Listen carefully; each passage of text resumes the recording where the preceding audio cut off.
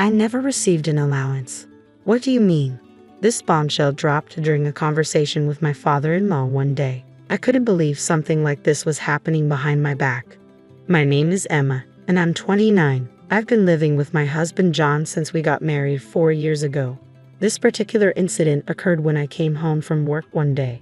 My usually late arriving husband was already home.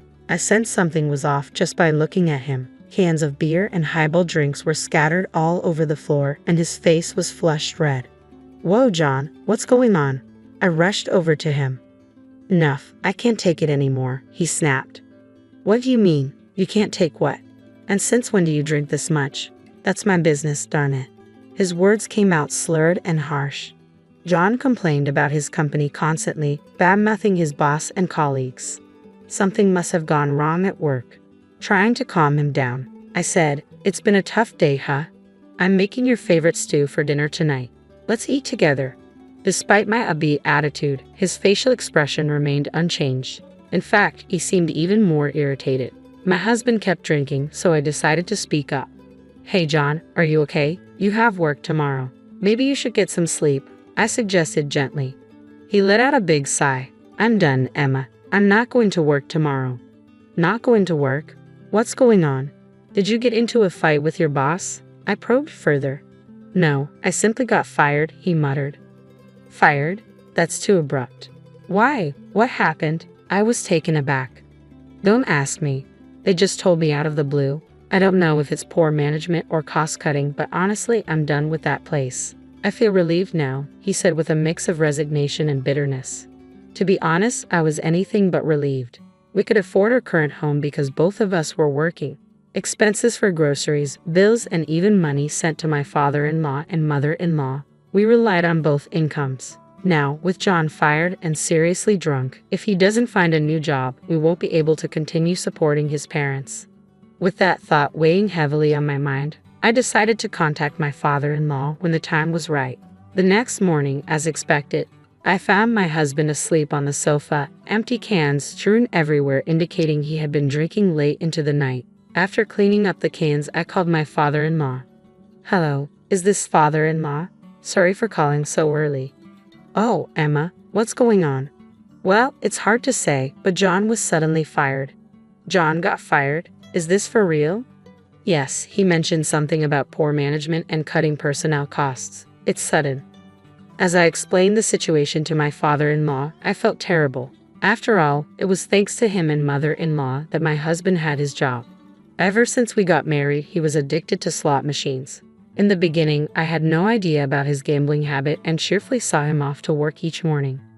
I had always assumed he was genuinely working hard. But when I noticed a tobacco smell coming from my husband who never smokes, I instantly felt something was off. I confronted him right away. He defended himself, saying he started smoking due to stress. "No way, you used to hate smoking so much." My husband's behavior kept getting stranger by the day. The kind and gentle man he once was seemed to disappear, replaced by someone increasingly volatile. One day, he stopped hiding the fact that he was going to the casino. Even worse, he started pouring his entire salary into gambling savings. He didn't care about skipping work anymore. All that mattered was whether he won or lost that day. "Hey, are you really not going to work anymore?" "Shut up. It's none of your business. I'm using my own money, so stay out of it." He rudely dismissed me and hurried out of the house. As always, he came home after losing all his money. When he hit rock bottom, he even asked me for money. "I'll double it and pay you back. Just lend me $300. I'm telling you, tomorrow is going to be good." You can't keep borrowing money when your husband is in trouble. His character keeps changing due to gambling.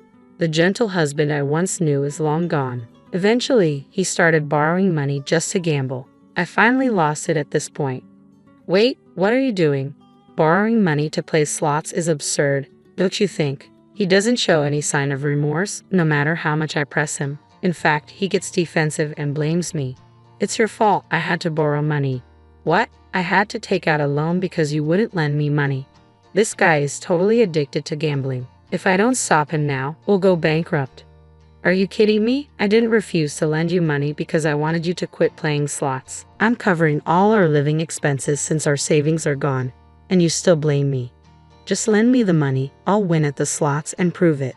Just listen to me. Have you ever hit a big win? I don't think so. Stop chasing illusions and face reality. Stop interfering with my entertainment. I wish he would at least stay within the bounds of reason. But my husband was fully addicted to gambling. This reckless behavior was tearing our marriage apart. No matter how much I tried to get through to him, he wouldn't listen. I was starting to lose hope. Days became long as I was consumed by my worry. It was my father-in-law and mother-in-law who finally stepped in and set him straight. Do you even realize you have a family? You're racking up debt over slot machines. Apologize to Emma now. Yeah, you have an amazing wife, and you're ruining it. If you keep this up, she'll divorce you. Father-in-law and mother-in-law scolded him time and again, stressing the importance of marriage and family. Finally, he broke down and apologized. Emma, I'm really sorry. I swear no more slot machines. Please forgive me. Afterwards, my father-in-law said to me, Emma, what our son did is inexcusable. We've also put you through so much. If you can, please find it in your heart to forgive him just this once. Seeing the desperation in my in-law's apology, I decided to give my husband another chance. From there, it was father-in-law and mother-in-law who took on his debt and even helped him find a new job until he got his finances stable. They even sent us living expenses.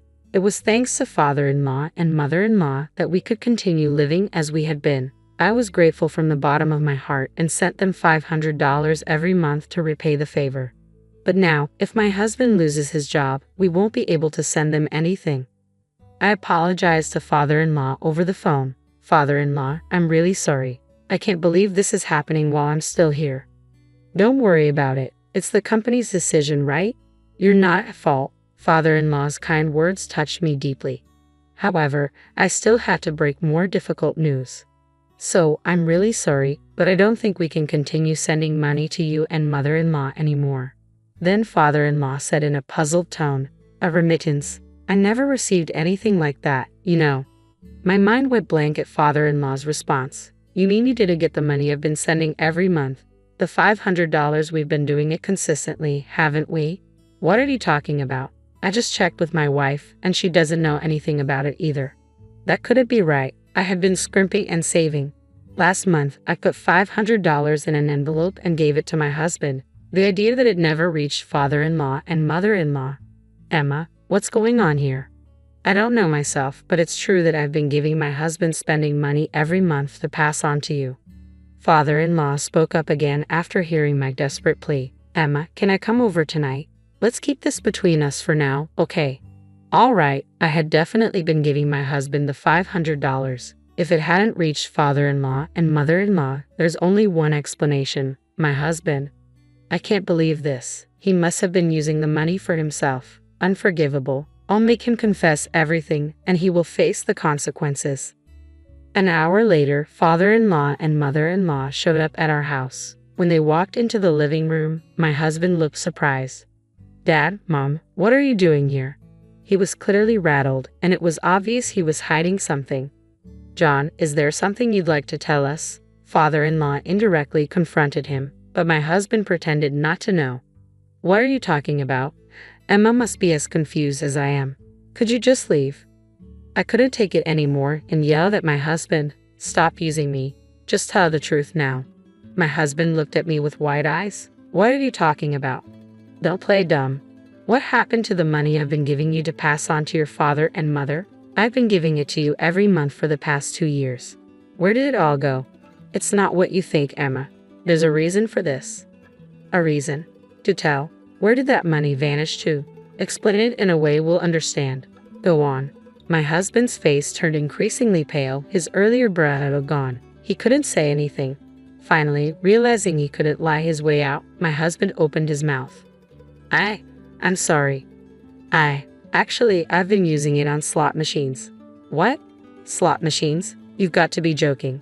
It was the last thing I wanted to hear. Even after everything that happened in the past, he was gambling again. I can't believe this. You promised you'd never touch slots again. We decided to send money to your parents as a way to make amends for all the trouble you've caused them. What are you thinking?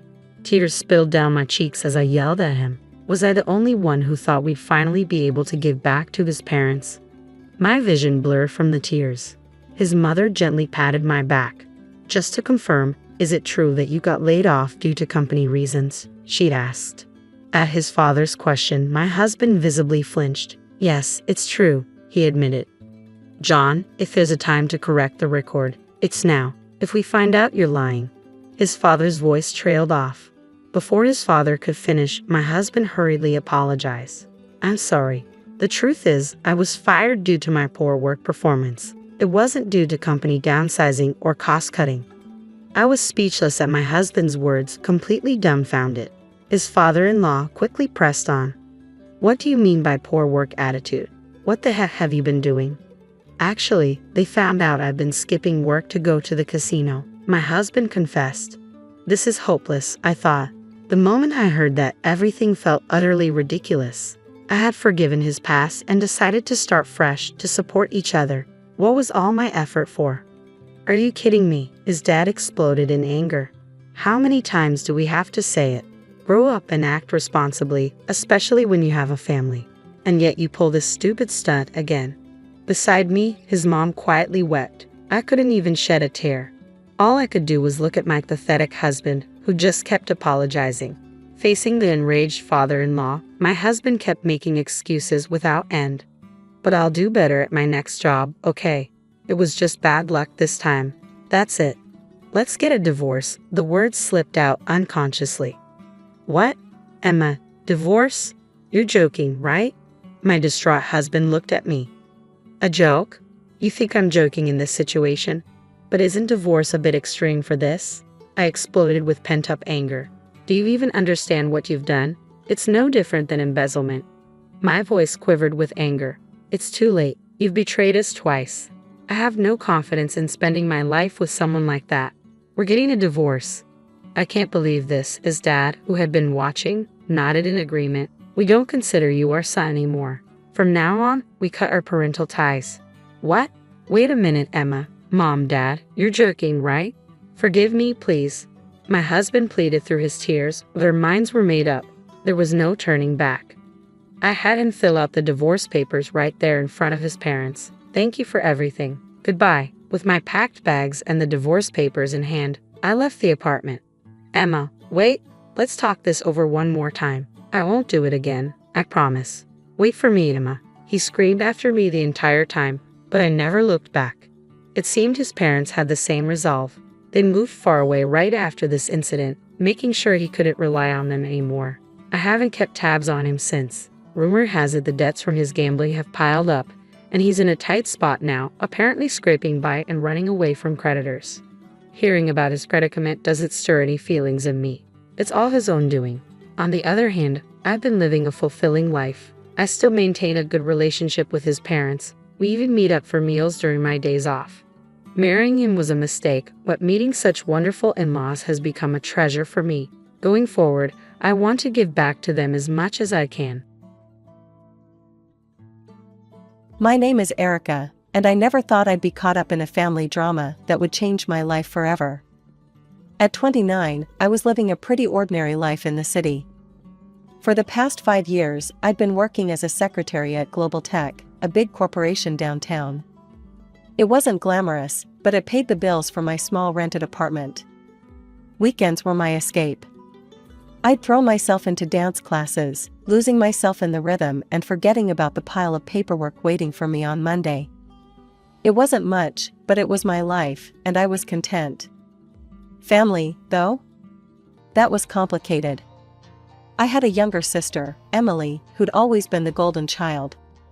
From the day she was born, our mother doted on her like she was made of spun sugar. Dad, well, he just fell in line with whatever Mom wanted.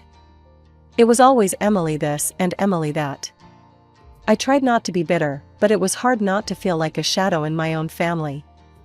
As years went by, the distance between us grew. Phone calls became less frequent, visits even more so. I'd see pictures on social media of family gatherings I wasn't invited to, Emily always front and center, beaming with our parents.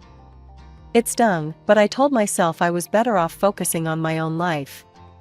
That's why I nearly dropped my phone when Mom's number flashed on my screen one Tuesday evening. I hesitated before answering, bracing myself for whatever drama might be on the other end. "Erica, it's your mother," her voice crackled through the speaker. "Hi, Mom," I replied, trying to keep my tone neutral. "Is everything okay?" "Your father wants to see you," she said, cutting straight to the chase. "Can you come to the house this weekend? Saturday at 2 p.m. Don't be late." And with that, she hung up. I stared at my phone, a mix of emotions swirling inside me. What could be so important that Dad wanted to see me after all this time? Part of me wanted to ignore the invitation, to protect myself from inevitable disappointment. But curiosity won out. I'd go, if only to find out what was going on. As I stood outside my parents' expensive home that Saturday, I took a deep breath. The house looked the same as always, a monument to my parents' success and a reminder of the life I'd never quite fit into. I rang the doorbell, half expecting no one to answer, half hoping no one would. The door swung open, and there stood my mother, her face a mask of polite indifference. "You're here," she said, stepping aside to let me in. "Everyone's in the living room."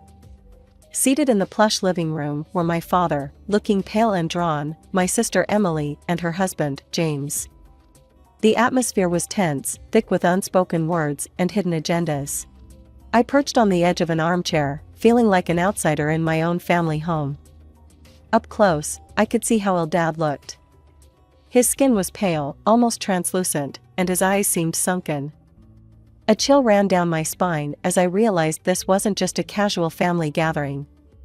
"I've got something to tell you all," Dad continued, his gaze sweeping across the room. I'm terminally ill. The doctors say I don't have much time left." The words hit me like a physical blow. I gasped, tears springing to my eyes. Despite our strained relationship, I loved my father. The thought of losing him was unbearable. "Daddy," I choked out, reaching for his hand. He squeezed mine weakly, a sad smile on his face. Emily let out a dramatic sob, burying her face in her husband's shoulder. Mom sat stone-faced, her lips pressed into a thin line. I wondered how long they'd known, how long they'd kept this from me. "There's more," Dad said, his voice growing stronger. "I've made some decisions about my will." The room fell silent. Even Emily's sobs quieted as everyone leaned in, listening intently. "Mary," Dad said, looking at Mom, "you'll get the apartment in the city." Mom nodded curtly, as if this was expected. "Emily, the house will be yours." My sister's eyes lit up, a smile breaking through her tears. Then Dad turned to me, and I saw a determination in his eyes I'd never seen before. "Erica, I've decided to leave you my savings. All of it. $800,000. For a moment, I couldn't breathe. $800,000? It was more money than I'd ever dreamed of having. But more than that, it felt like an acknowledgement, a way of making up for years of being overlooked. The silence that followed was deafening. Then, all hell broke loose. Emily jumped to her feet, her face contorted with rage. "Dad, that's not fair. Erica's barely even part of this family anymore." "She doesn't deserve it," Mom hissed, glaring at me as if I'd somehow orchestrated this. "John, you need to exclude her from the will. Now." I sat there, stunned, as my mother and sister railed against me. And then Dad slammed his fist on the coffee table, the sound echoing through the room. "Enough," he roared, his face flushed with anger.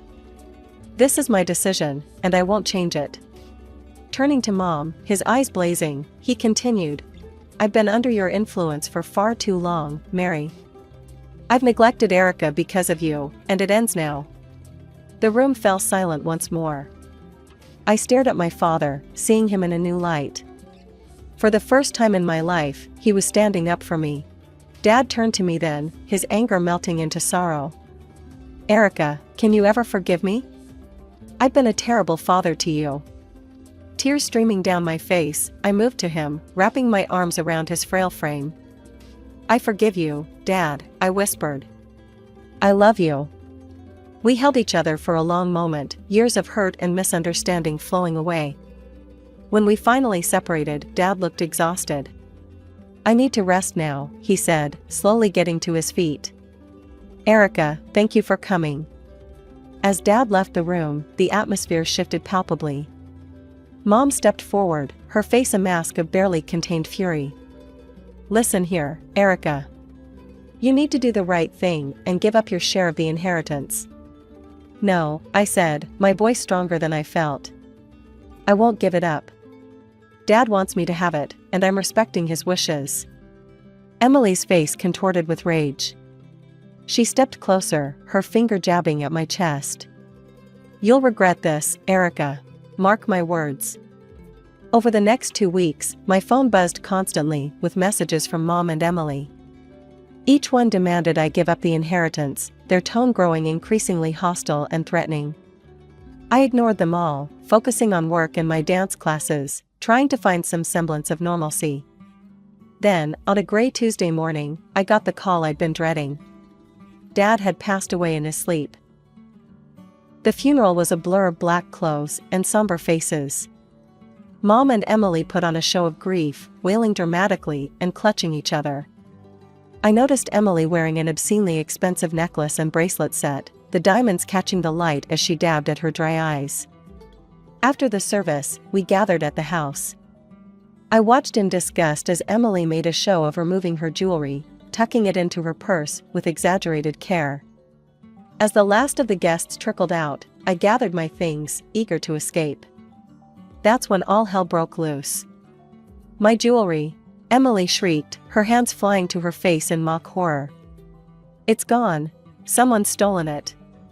Mom's eyes locked onto me, her gaze accusing. Well. Isn't it convenient that the only person who's been here all day is the one who stands to gain so much? I felt the blood drain from my face as I realized what was happening. They were setting me up. "You can't be serious," I sputtered. "I didn't take anything." Emily's husband stepped forward, his voice oozing false concern. "Then you won't mind showing us what's in your purse, right, Erica?" I clutched my bag tighter, my mind racing. I knew I was innocent, but something told me that wouldn't matter if I opened my purse. "No," I said firmly. "I don't have to prove anything to you."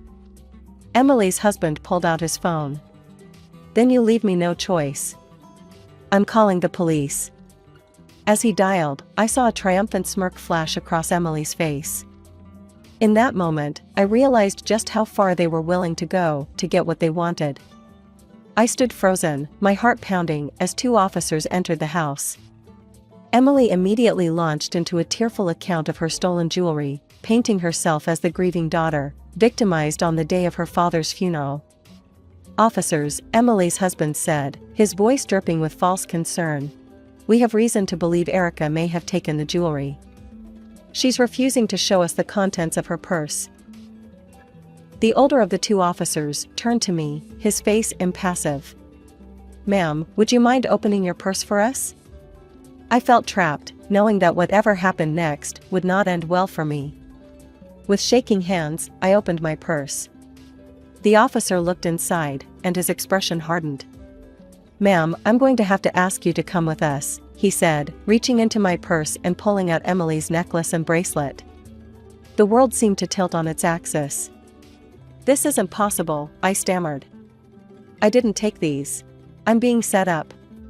But my protests fell on deaf ears. Mom and Emily launched into a tirade, calling me a thief, a liar, hurling insults that cut deeper than any knife. As the officers led me out, I caught a glimpse of Emily's smug smile, hidden behind her hand as she pretended to sob. At the police station, I sat in a stark interrogation room, still in my funeral clothes, trying to make sense of what had happened. Hours passed, and then the door opened. To my surprise, it was my mother who walked in, not a police officer. She dismissed the officer standing guard, insisting on speaking to me alone. As soon as the door closed behind her, Mom's demeanor changed entirely. Gone was the grieving widow, replaced by a cold, calculating woman I barely recognized. "Listen carefully, Erica," she hissed, leaning close. "You have one chance to fix this mess. Give up the inheritance. sign it over to Emily, and all of this goes away. The charges, the scandal, everything. I stared at her, disbelief warring with a growing sense of betrayal. You set me up? Your own daughter? Mom's laugh was harsh and humorless. Oh, please. You stopped being part of this family long ago. Now, you have a choice. Give up the money, or we'll make sure you go to prison. Think about it, Erica. A thief who stole from her own sister at their father's funeral? Your reputation will be ruined. You'll lose everything. I felt sick to my stomach, the full weight of their betrayal crashing down on me. No, I said, my voice barely above a whisper. I won't do it. I didn't steal anything, and I won't let you blackmail me. Mom's eyes flashed with anger. You ungrateful little rat, she spat. I hope you enjoy prison. Everyone will know what you did, stealing from your own family. You'll be nothing but a criminal, a disgrace. With that, she turned on her heel and left, slamming the door behind her. I sat there, stunned, tears streaming down my face as the reality of my situation sank in. I was released on bail later that night, stumbling out of the police station into the cool night air. My phone buzzed, a message from my boss at Global Tech. My stomach dropped as I read it. Erica, I've heard some disturbing rumors. Until the situation is resolved, I think it's best you take some time off. Paid leave, of course. I believe in your innocence, but we need to protect the company's reputation. Take care. I leaned against the cold brick wall of the station, feeling my world crumbling around me. In the span of a day, I'd lost my father, been betrayed by my family, arrested, and now I was on the verge of losing my job. The next morning, I woke up with a renewed sense of purpose. With trembling fingers, I searched online for private investigators in the area. One name stood out, Jack Reeves, a former police detective turned PI with a reputation for solving complex cases. I made the call, my voice steadier than I expected as I explained my situation. Miss Thompson, Jack said after I finished my story, this is a delicate situation. Family conspiracies are never easy to prove. But if what you're saying is true, we'll find evidence. It won't be cheap, though. I thought of the inheritance I was fighting for. Money's not an issue. I need to clear my name and expose what they've done. The next 3 weeks were a blur of clandestine meetings with Jack, anxious waiting, and sleepless nights. I threw myself into my dance classes on weekends, desperate for any distraction from the constant worry. My phone remained silent, no calls from work, no more threats from my family. The silence was almost worse than the conflict. Then, one rainy afternoon, my phone rang. It was Jack. Erica, he said, his voice grave. I've got news, but you're not going to like it. My heart sank. What is it, Jack? He sighed heavily. I've been following your mother and sister, trying to catch them discussing the inheritance or the theft. But they're careful, too careful. They never talk about it in public, and I can't legally bug their homes. I felt the last glimmer of hope fading. So that's it? There's nothing we can do? Not exactly, Jack replied, a note of hesitation in his voice. I did find something, but it's not related to your case. It's about your sister. I sat up straighter. What about her? She's having an affair, Erica. I have photographic evidence of her entering a hotel with a young man, definitely not her husband. I also managed to record some of their conversations. It's not flattering to her husband, to say the least. For a moment, I sat in stunned silence. Then, slowly, a plan began to form in my mind. Jack, I said, my voice low and determined, I need you to send me everything you have on this. And I mean everything. As soon as I hung up, I sprang into action. I spent the next hour poring over the photos and recordings Jack sent, my mind racing with possibilities. Finally, I made a decision. I selected the most damning photo, my sister entering the hotel with her young lover, and sent it to her husband's phone with a simple message. Interested in knowing what happened next? Meet me at Café Luna tomorrow at 2 p.m. The next day, I arrived at the cafe early, my nerves on edge. At exactly 2 p.m., Emily's husband walked in, his face a mask of barely contained fury and curiosity.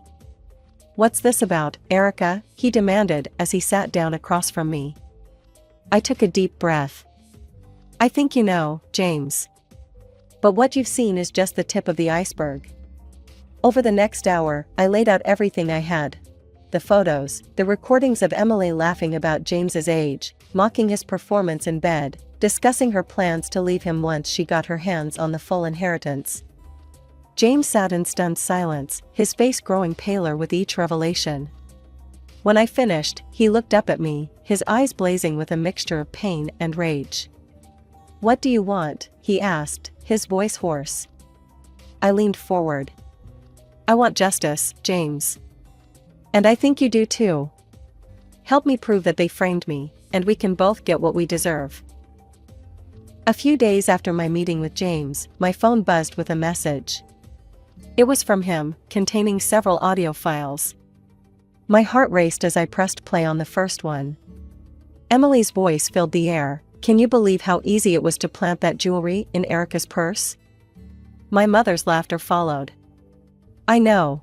The look on her face when the police found it was priceless.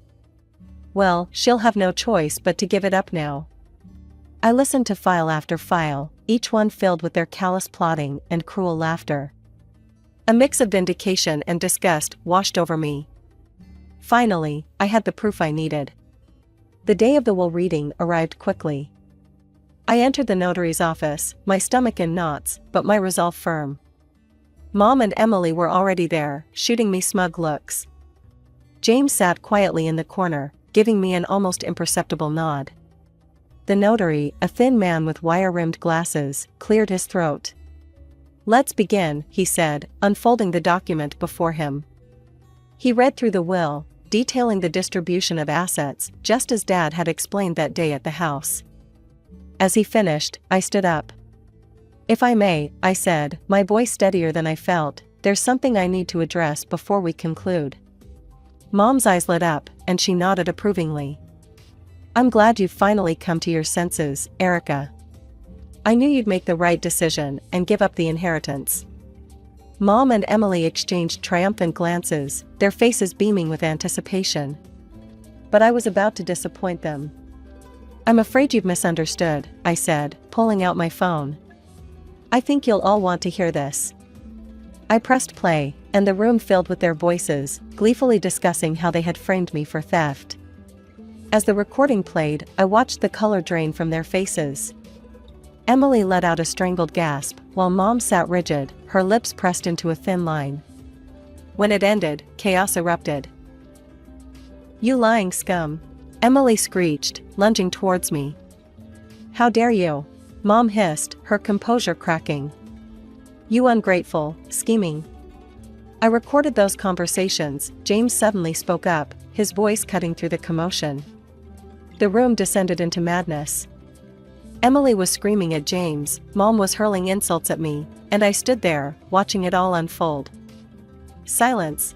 The notary's voice boomed, startling us all into quiet. "This is a legal proceeding, not a circus. Everyone will calm down this instant, or I'll have you all removed." As the notary's words echoed through the room, a heavy silence fell. It was broken by James, who stood up abruptly, his face a mask of barely contained fury. "Since we're airing dirty laundry," he said, his voice trembling with anger, "I have something to add." He reached into his jacket and pulled out a photograph, slapping it down on the table in front of Emily. Emily's face drained of color as she stared at the image. It showed her entering a hotel with a man who was decidedly not her husband. "I know everything, Emily," James spat. "Your affair, your lies, all of it. I'm filing for divorce, and thanks to our prenup, you won't see a penny. You'll be paying me compensation for your infidelity." Emily's mouth opened and closed like a fish out of water, no words coming out. Mom looked between Emily and James, her expression a mix of shock and dawning horror as she realized their carefully constructed world was crumbling around them. Suddenly, the door to the notary's office swung open. 2 police officers walked in, their faces stern. Mary and Emily Thompson, one of them asked, though it was clear he already knew who they were. Mom and Emily looked up, tears streaking their faces. "You're under arrest for false accusations of theft and attempted blackmail," the officer continued. "You have the right to remain silent. Anything you say can and will be used against you in a court of law." As the police read them their rights and handcuffed them, I watched with a mixture of satisfaction and sadness. This was justice, but it was also the final nail in the coffin of our family relationship. I walked out of the office behind the police, watching as they put Mom and Emily into separate patrol cars. As the sirens faded into the distance, I felt a weight lift off my shoulders. It was over. Taking out my phone, I dialed a familiar number. "Erica," my boss's voice came through, sounding concerned. "Is everything all right?" "Better than all right," I replied, a smile in my voice. "I can explain everything now. The accusations against me were false, and I have proof." I gave him a brief rundown of what had happened. As I finished, I heard him let out a low whistle. "Erica, I'm so sorry you had to go through all that," he said, genuine sympathy in his voice. "But I'm glad the truth came out. Listen, your job is still here whenever you're ready to come back. In fact, I'd be delighted to see you at work as soon as you feel up to it." The weeks following the confrontation at the notary's office were a whirlwind of legal proceedings and life-changing decisions. As the truth came to light, the charges against me were quickly dropped. The relief I felt was indescribable, like a weight I'd been carrying for months suddenly lifted from my shoulders. But for Mom and Emily, the nightmare was just beginning. They faced charges of false accusation and attempted blackmail. The trial was swift and damning, with the recorded evidence leaving no room for doubt. In the end, they were found guilty on all counts. The judge, a stern-faced woman with piercing eyes, looked down at them from her bench. In addition to the criminal penalties, this court orders Mary and Emily Thompson to pay substantial damages to Erica Thompson for emotional distress and damage to her reputation. The fine was staggering. Mom's face went pale as the amount was read out, while Emily burst into tears. In the days that followed, I watched from a distance as their lives unraveled. Mom, with no other choice, was forced to sell the apartment Dad had left her. It was a beautiful place in the heart of the city, but now it slipped from her grasp, the proceeds going straight to me as part of the damages. Emily's situation was even more dire. The house she'd been so smug about inheriting had to be sold to cover her part of the fine. I couldn't help but feel a twinge of satisfaction as I remembered her gloating face the day Dad announced his will. But Emily's troubles didn't end there. James, true to his word, filed for divorce. He demanded the compensation outlined in their prenuptial agreement for her infidelity. What little money was left from the sale of the house went straight to him. In the span of a few short months, Mom and Emily had lost everything. Their comfortable lives, their social standing, their financial security, all of it gone. They were left with nothing but the consequences of their own actions. As for me, I found myself in a position I'd never dreamed possible. With the inheritance from Dad and the damages from Mom and Emily, I had more money than I knew what to do with. After much thought, I decided to buy a beautiful apartment in a quiet part of town. It was everything I'd ever wanted in a home, spacious, bright, and most importantly, mine. The rest of the money, I invested carefully. I spent hours researching, consulting with financial advisors, and making prudent decisions. My goal was to ensure a steady income for years to come, to build the security that I'd always longed for. As I stood in my new apartment, looking out over the city skyline, I couldn't help but reflect on the tumultuous journey that had brought me here. The pain, the betrayal, the fight for justice, it had all led to this moment. I thought of Mom and Emily, now struggling to make ends meet. Part of me felt sorry for them, but a larger part knew that they were facing the consequences of their own choices. They had tried to take everything from me, and in the end, they'd lost it all themselves.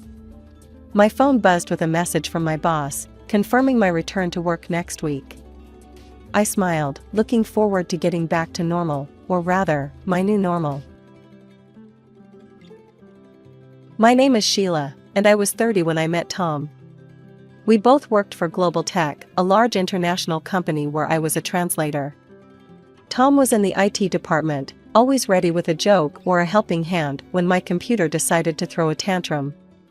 It didn't take long for our coffee breaks to turn into dinner dates, and soon enough, we were inseparable. A year later, Tom got down on one knee in the middle of our favorite park. The wedding was a whirlwind of white lace and champagne toasts. Tom's parents, Margaret and Robert, seemed nice enough. Margaret hugged me tightly and whispered, "Welcome to the family, dear." If only I had known then what that welcome truly meant. After the honeymoon, we moved into Tom's apartment. It was spacious and modern, with a view of the city skyline that took my breath away. "This is perfect," I said, twirling around the living room. Tom grinned.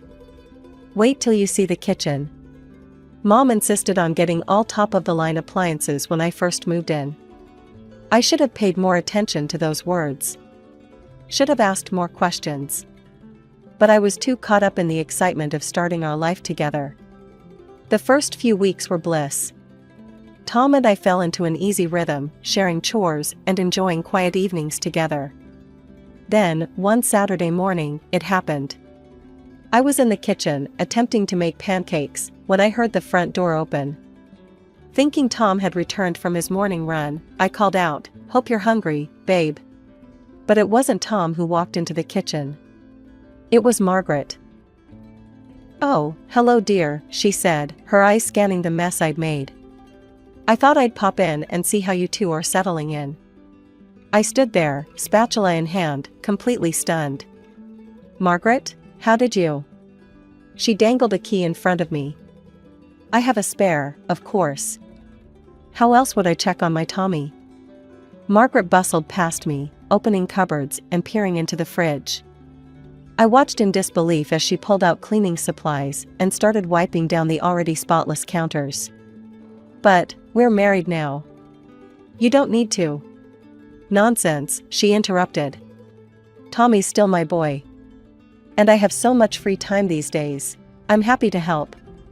For the next hour, I endured a running commentary on my housekeeping skills, or lack thereof, according to Margaret. By the time Tom returned, I was ready to scream. "Mom?" Tom said, surprise evident in his voice. "What are you doing here?" Margaret beamed at him. "Just helping Sheila get things in order, dear. You know how overwhelming it can be for a new wife." I bit my tongue so hard I tasted blood. Tom shot me an apologetic look, but didn't say anything to contradict his mother. The next few weeks were a blur of unexpected visits and unsolicited advice. Margaret seemed to materialize in our apartment at the most inconvenient times, always armed with a critique and a story about her own domestic prowess. One afternoon, as I was folding laundry, she burst in without warning. "Oh, Sheila," she said, eyeing my neat piles of clothes. "That's not how you fold t-shirts. Here, let me show you." I gritted my teeth. "Margaret, I appreciate your help, but..." "Nonsense," she interrupted, already refolding a stack of Tom's shirts. "I've been doing this for years. Did I ever tell you about my own mother-in-law?" Now she was a piece of work. And so began another session of Margaret's favorite pastime, regaling me with tales of her own suffering at the hands of her mother-in-law. She used to come over unannounced, Margaret said, oblivious to the irony. Always criticizing my cooking, my cleaning. Nothing was ever good enough for her. I bit back the urge to point out the similarities. Instead, I forced a smile. "That must have been difficult." "Oh, it was," Margaret nodded sagely. "But I endured it. And look how well Tommy turned out. You should be grateful I'm nothing like her." Grateful, right? Because having my privacy invaded and my abilities constantly questioned was such a blessing. As the days wore on, my patience wore thin. Margaret's visits became more frequent, her criticism more pointed. She'd run her finger along the top of the fridge, skiing at imaginary dust. She'd reorganize the pantry, claiming she knew best how Tommy liked things. Tom, for his part, seemed oblivious to the tension. "Mom's just trying to help," he'd say whenever I brought it up. "She means well." But good intentions or not, I was at my breaking point. The constant intrusion, the endless criticism, the thinly veiled insults, it was all becoming too much. It came to a head one Sunday afternoon. I was in the middle of preparing dinner when Margaret waltzed in, key in hand. "Sheila, dear," she called out, her voice sickeningly sweet. "I thought I'd drop by and give you some pointers on proper meal planning. Tommy's always been particular about his Sunday roasts." I stood there, wooden spoon in hand, feeling something inside me snap. This was my home, my kitchen, my marriage. And I'd had enough. Taking a deep breath, I turned to face her. "Margaret," I said, my voice surprisingly steady, "we need to talk." Her eyebrows shot up in surprise. "About what, dear?" "About boundaries," I replied. "About privacy. I appreciate your intention to help, but coming over unannounced, criticizing everything I do, it's not helping. It's making me feel uncomfortable in my own home." She left without another word, the door slamming behind her. As the sound echoed through the apartment, I leaned against the counter, exhausted but oddly exhilarated. That evening, as Tom and I sat down for dinner, I knew I had to broach the subject. "Tom," I started, pushing my food around on my plate, "we need to talk about your mother." He sighed, putting down his fork.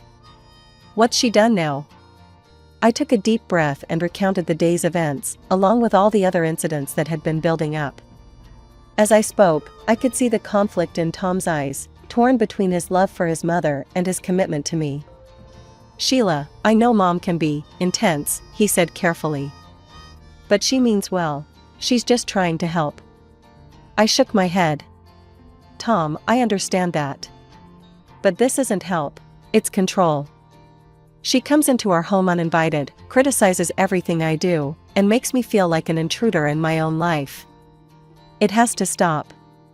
Tom ran a hand through his hair, clearly uncomfortable. "What do you want me to do?" "I need you to set boundaries with her," I said firmly. "Take back her key. Ask her to call before coming over. And most importantly, I need you to stand up for me when she oversteps." There was a long pause as Tom processed my words. Finally, he nodded. "You're right. I'll talk to her." True to his word, Tom had a conversation with Margaret the next day. I wasn't present for it, but from what Tom told me, it didn't go well. Margaret was hurt and offended, claiming we were pushing her out of our lives. But in the end, she reluctantly agreed to our terms. For a while, things seemed to improve. Margaret's visits became less frequent and were always preceded by a phone call. But the peace was short-lived. It started with little things. Suddenly, I found myself uninvited to Sunday dinners and holiday celebrations. When I asked Tom about it, he'd shrug uncomfortably. "Mom says it's just immediate family this time," he'd say, not meeting my eyes. The final straw came on Tom's father Robert's birthday. Tom and I had planned to go together to wish him well, but at the last minute, Tom got called away on an urgent work matter. "You should still go," Tom insisted. "Dad would want to see you." Hesitantly, I agreed. I rang the doorbell, gift in hand, and waited. When Margaret opened the door, her eyes narrowed. "Sheila," she said, her voice dripping with false sweetness. "What a surprise. We weren't expecting you. This is a family gathering. And let's be honest, dear. You're not really family, are you?" Her words hit me like a slap.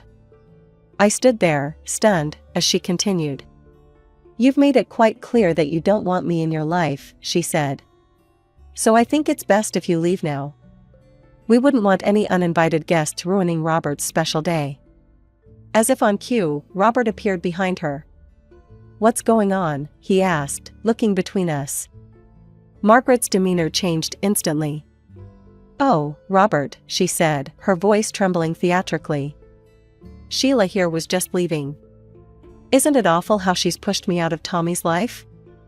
Taken away my keys, forbidden me from visiting my own son?"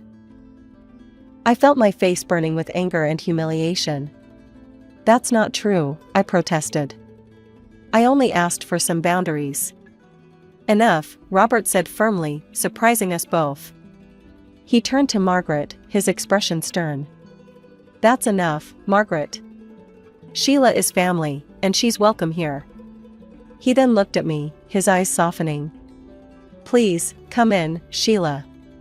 We'd love to have you join us. Shocked and grateful, I stepped inside.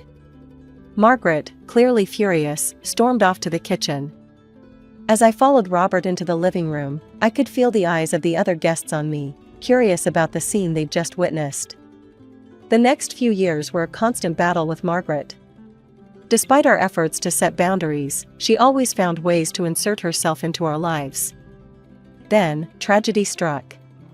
Robert fell ill suddenly, his condition deteriorating rapidly. When he passed away, it felt like the world had shifted on its axis. The funeral was a somber affair, with Margaret stoically going through the motions, barely acknowledging my presence. After the service, Robert's lawyer, Mr. Thompson, a kind-eyed man who had been his close friend, approached us. Mrs. Walker, if you and your son could join me in private? Mr. Walker left some specific instructions regarding his will. When they emerged, the atmosphere had changed drastically. Margaret looked pale and shocked, while Tom seemed confused and conflicted. As we drove home, Tom finally broke the silence. Dad left everything to me, he said quietly. The house, the savings, everything. Even Mom's house. I was stunned. What? But why? Tom shook his head. I don't know. The lawyer didn't explain. At that moment, I remembered Margaret's reaction. Her face had been a mix of disbelief and anger. I could have sworn I heard her mutter under her breath, "That fool," before composing herself. The next day, Margaret called Tom, her voice trembling. Tommy, you're not going to kick me out, are you? This house, it's all I have left of your father. Tom's response was immediate. Of course not, Mom. The house is yours to live in. And I'll set up a monthly allowance for you. I didn't object. It was Tom's inheritance, his money, his decision. And despite our differences, I couldn't imagine leaving Margaret homeless after losing her husband. However, our act of kindness did little to soften Margaret's attitude towards me. She stopped coming to our house, but her influence was still felt. She called Tom constantly, always with some emergency or excuse for why he needed to come over. Tommy, the sink is leaking. I think I heard a strange noise in the attic. I'm not feeling well. Could you stay the night, just in case? Tom, ever the dutiful son, would rush to her aid, often staying overnight. It was driving me crazy. As Margaret's birthday approached, I braced myself for another round of exclusion. For the past 2 years, I'd been pointedly uninvited from family gatherings, relegated to the role of outsider in my own marriage. So when Tom announced he had to leave on a last-minute business trip, I resigned myself to a quiet evening alone. I was surprised, then, when my phone rang the day before Margaret's birthday. Even more surprising was the name on the caller ID. Sheila, dear, Margaret's voice oozed sweetness through the speaker. I'm calling about my birthday celebration tomorrow. I know we've had our differences, but I'm tired of all this hostility. I'd like us to reconcile. I stood there, phone pressed to my ear, utterly dumbfounded. You want me to come to your birthday party? Of course, dear. I know Tommy can't make it, but I'd love to see you there. What do you say? Part of me wanted to refuse outright. After years of snubs and barely veiled insults, why should I believe this sudden change of heart? But Margaret's voice sounded so sincere, so genuinely warm, that I found myself wavering. I suppose I could stop by, I heard myself say. Wonderful, Margaret exclaimed. It's at the Willow Creek Country Club. I'll see you at 7. The next evening, I found myself driving to the country club, a carefully chosen gift and a bouquet of flowers on the passenger seat beside me. As I approached the entrance, a sense of unease settled in my stomach. I pulled up to the security barrier, where a guard stepped out of his booth. Name, please? Sheila Walker, I replied, trying to sound competent.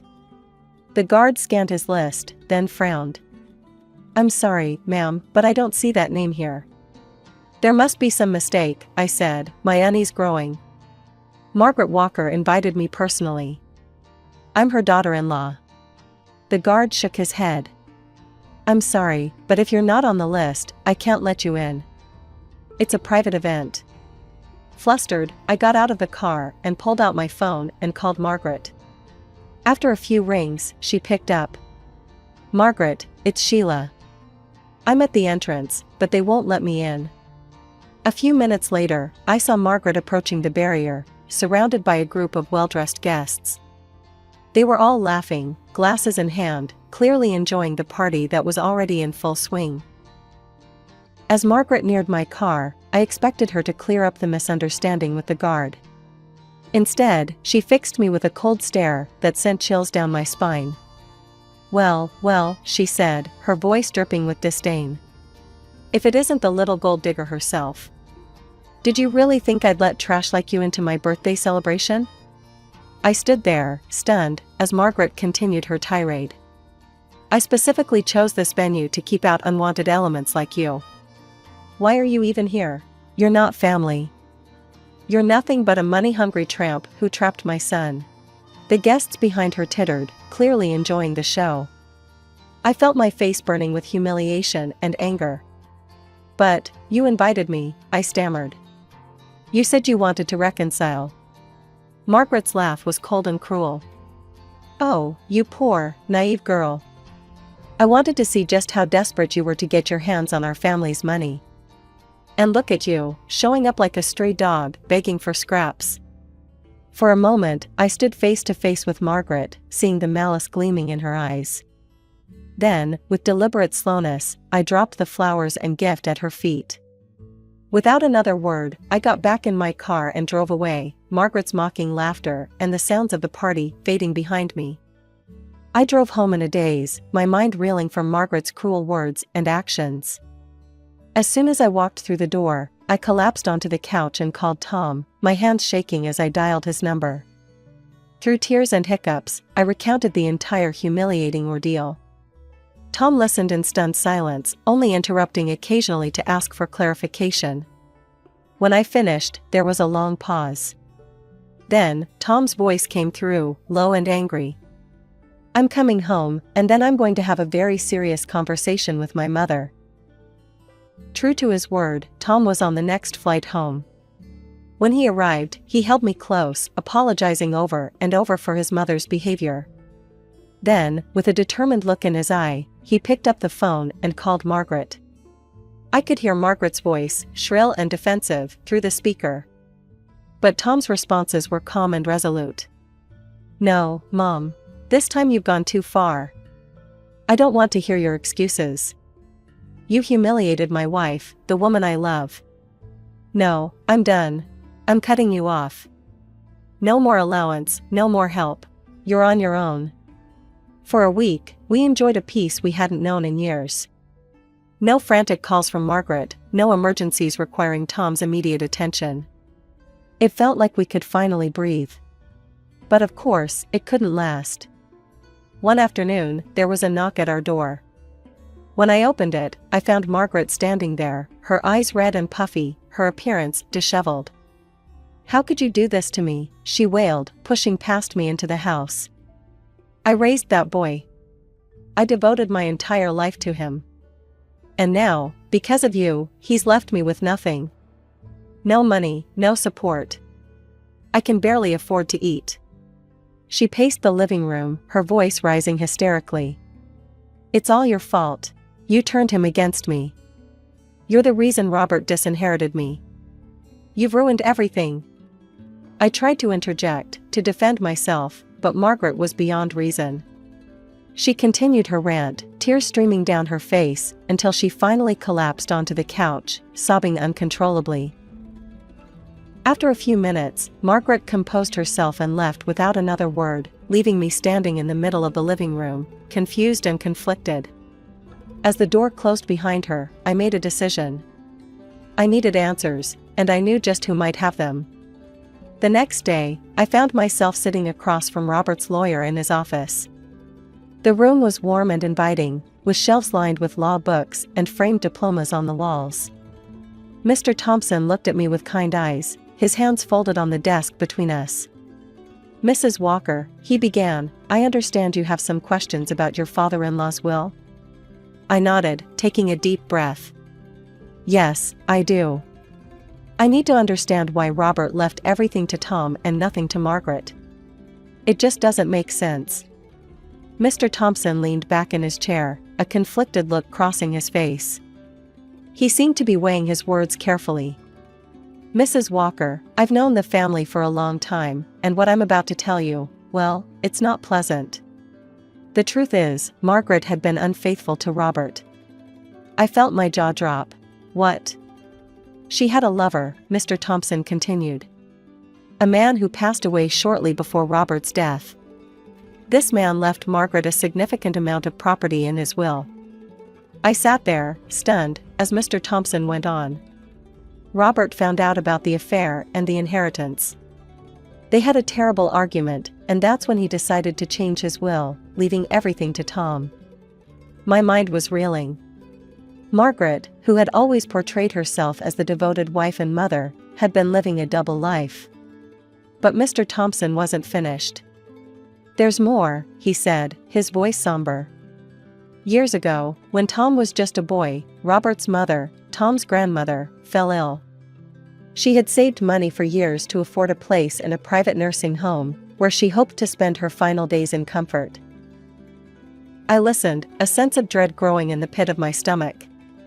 Margaret convinced Robert to sell his mother's property and send her to a state-run facility instead. They kept the money for themselves and rarely visited the poor woman. She passed away not long after, alone and neglected. I felt sick. The Margaret I knew was manipulative and cruel, but this was a level of callousness I couldn't have imagined. "Robert carried that guilt with him for years," Mr. Thompson said softly. "I think changing his will was his way of trying to make things right, to ensure that Margaret couldn't do to Tom what she had done to his mother." As I left Mr. Thompson's office, my head was spinning. The woman who had accused me of being a gold digger had been the real predator all along, pursuing her own interests at the expense of her family's well-being and happiness. That evening, when Tom came home from work, I sat him down and recounted everything I had learned from Mr. Thompson. Tom listened in stunned silence, his face a mix of disbelief, anger, and profound sadness. "I can't believe it," he said when I finished, his voice barely above a whisper. "All these years, she's been lying to us, manipulating us." We stayed up late into the night, talking through the implications of these revelations. Tom was devastated, but also resolute. "This ends now," he said firmly. We didn't have to wait long for Margaret to make her next move. A few days later, she showed up at our door, all tears and pleas for help. "Tommy," she began, her voice quavering. "I know you're angry, but please. I need your help. I have nothing left." Tom's face was like stone as he replied, "That's not true, is it, Mom? We know about your lover, about the apartment and money he left you." Margaret's face drained of color. What are you talking about?" "Drop the act," Tom said, his voice cold. "We know everything. About your affair, about what you did to Grandma. All of it." Margaret's demeanor changed instantly. Gone was the pitiful, pleading woman. In her place stood someone I recognized all too well, calculating, angry, ready to lash out. "How dare you," she shrieked. "After everything I've done for you. You ungrateful, selfish boy." Tom didn't flinch. "Ungrateful? You're right, I am. Unlike you, I won't be sending you to a state nursing home to die alone." Margaret recoiled as if she'd been slapped. Tom continued, his voice steady, "I'm selling the house. You need to leave. Use the money and property your lover left you, and stop trying to deceive and use everyone around you."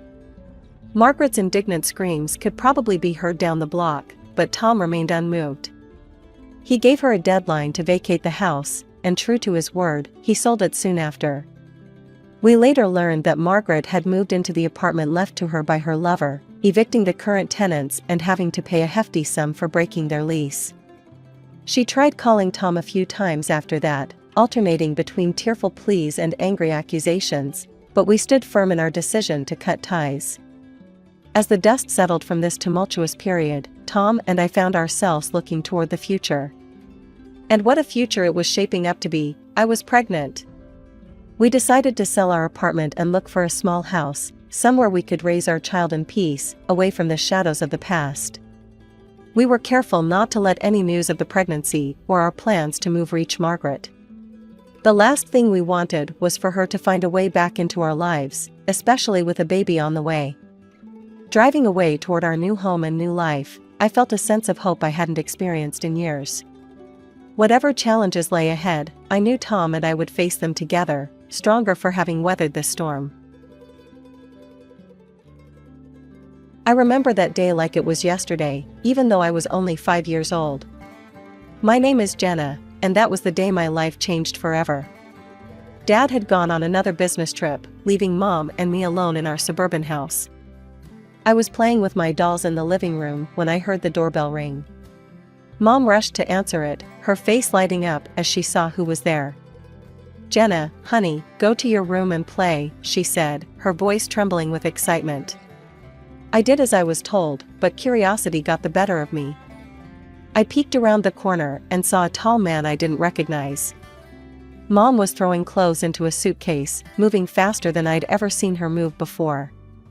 Mom zipped up her suitcase and headed for the door. I stepped out of my hiding place, confused and scared.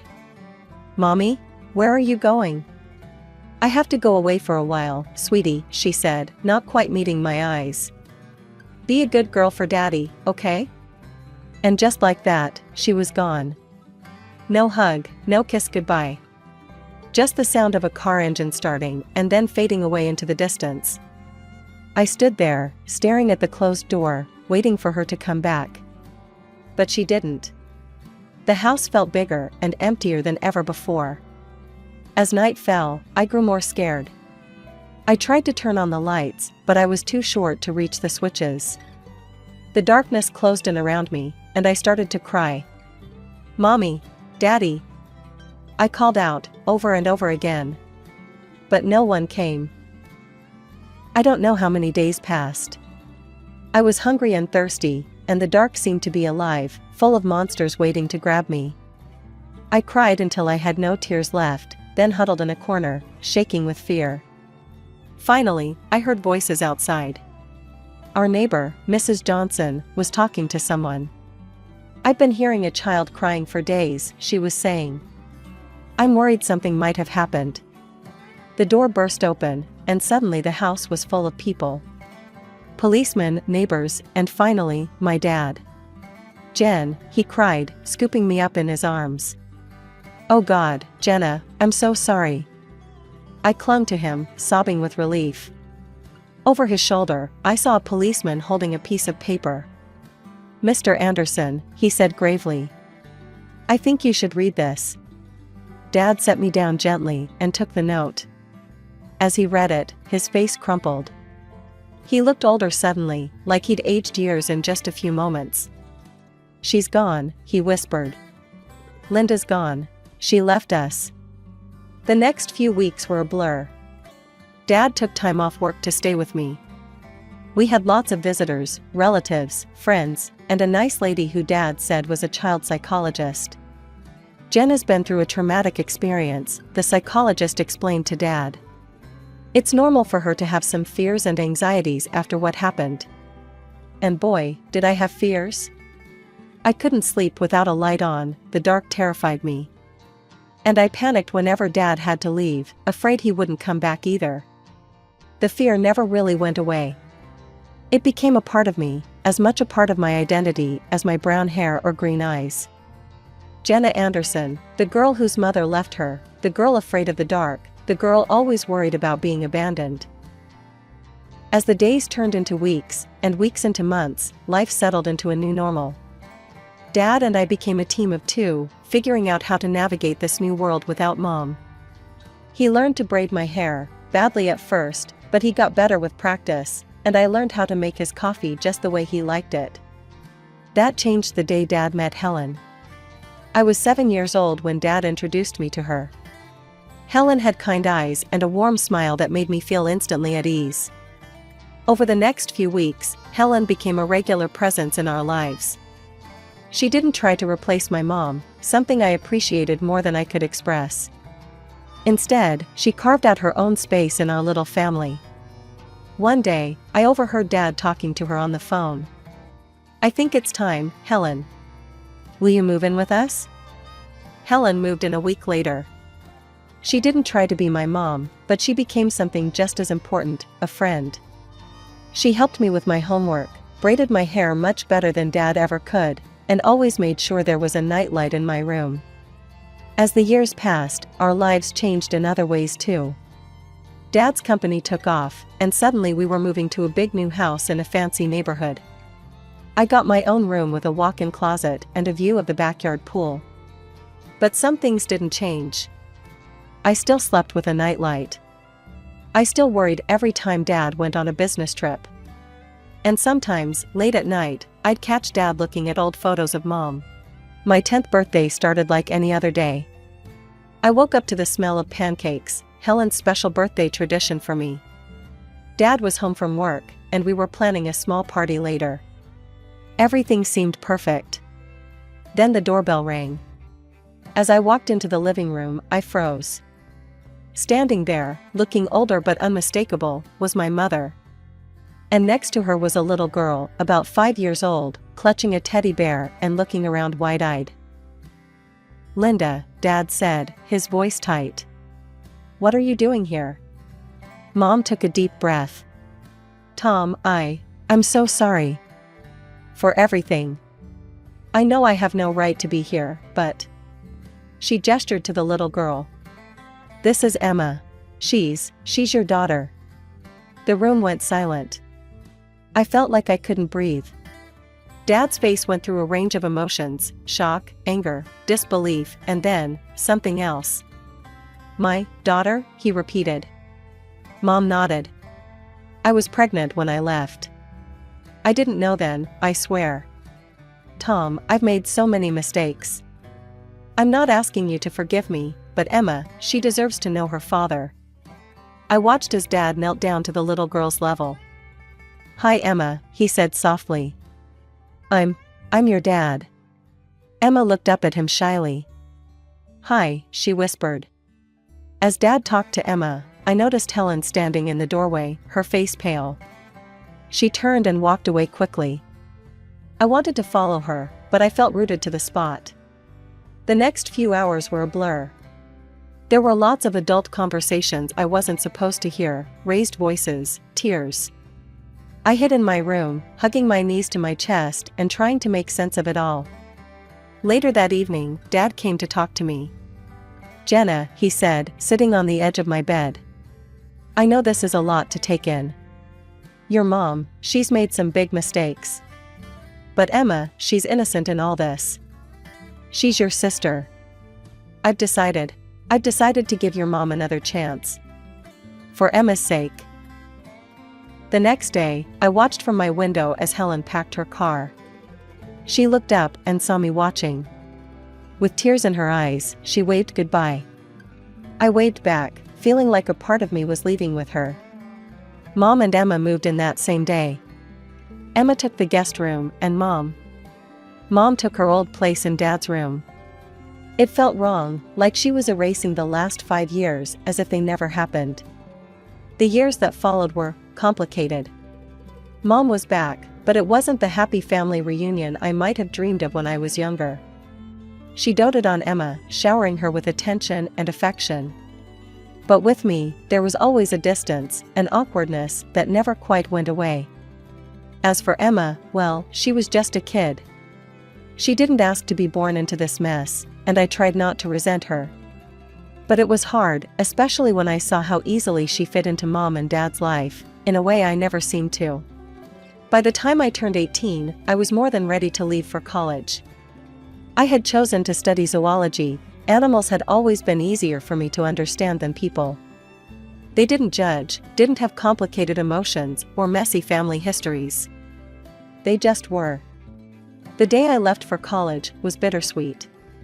Dad hugged me tight, his eyes misty. "I'm so proud of you, Jenna," he said. "You're going to do great things." Mom gave me an awkward pat on the shoulder. "Good luck," she said, her smile not quite reaching her eyes. Emma, now 13, rolled her eyes. "Finally get my own room," she muttered.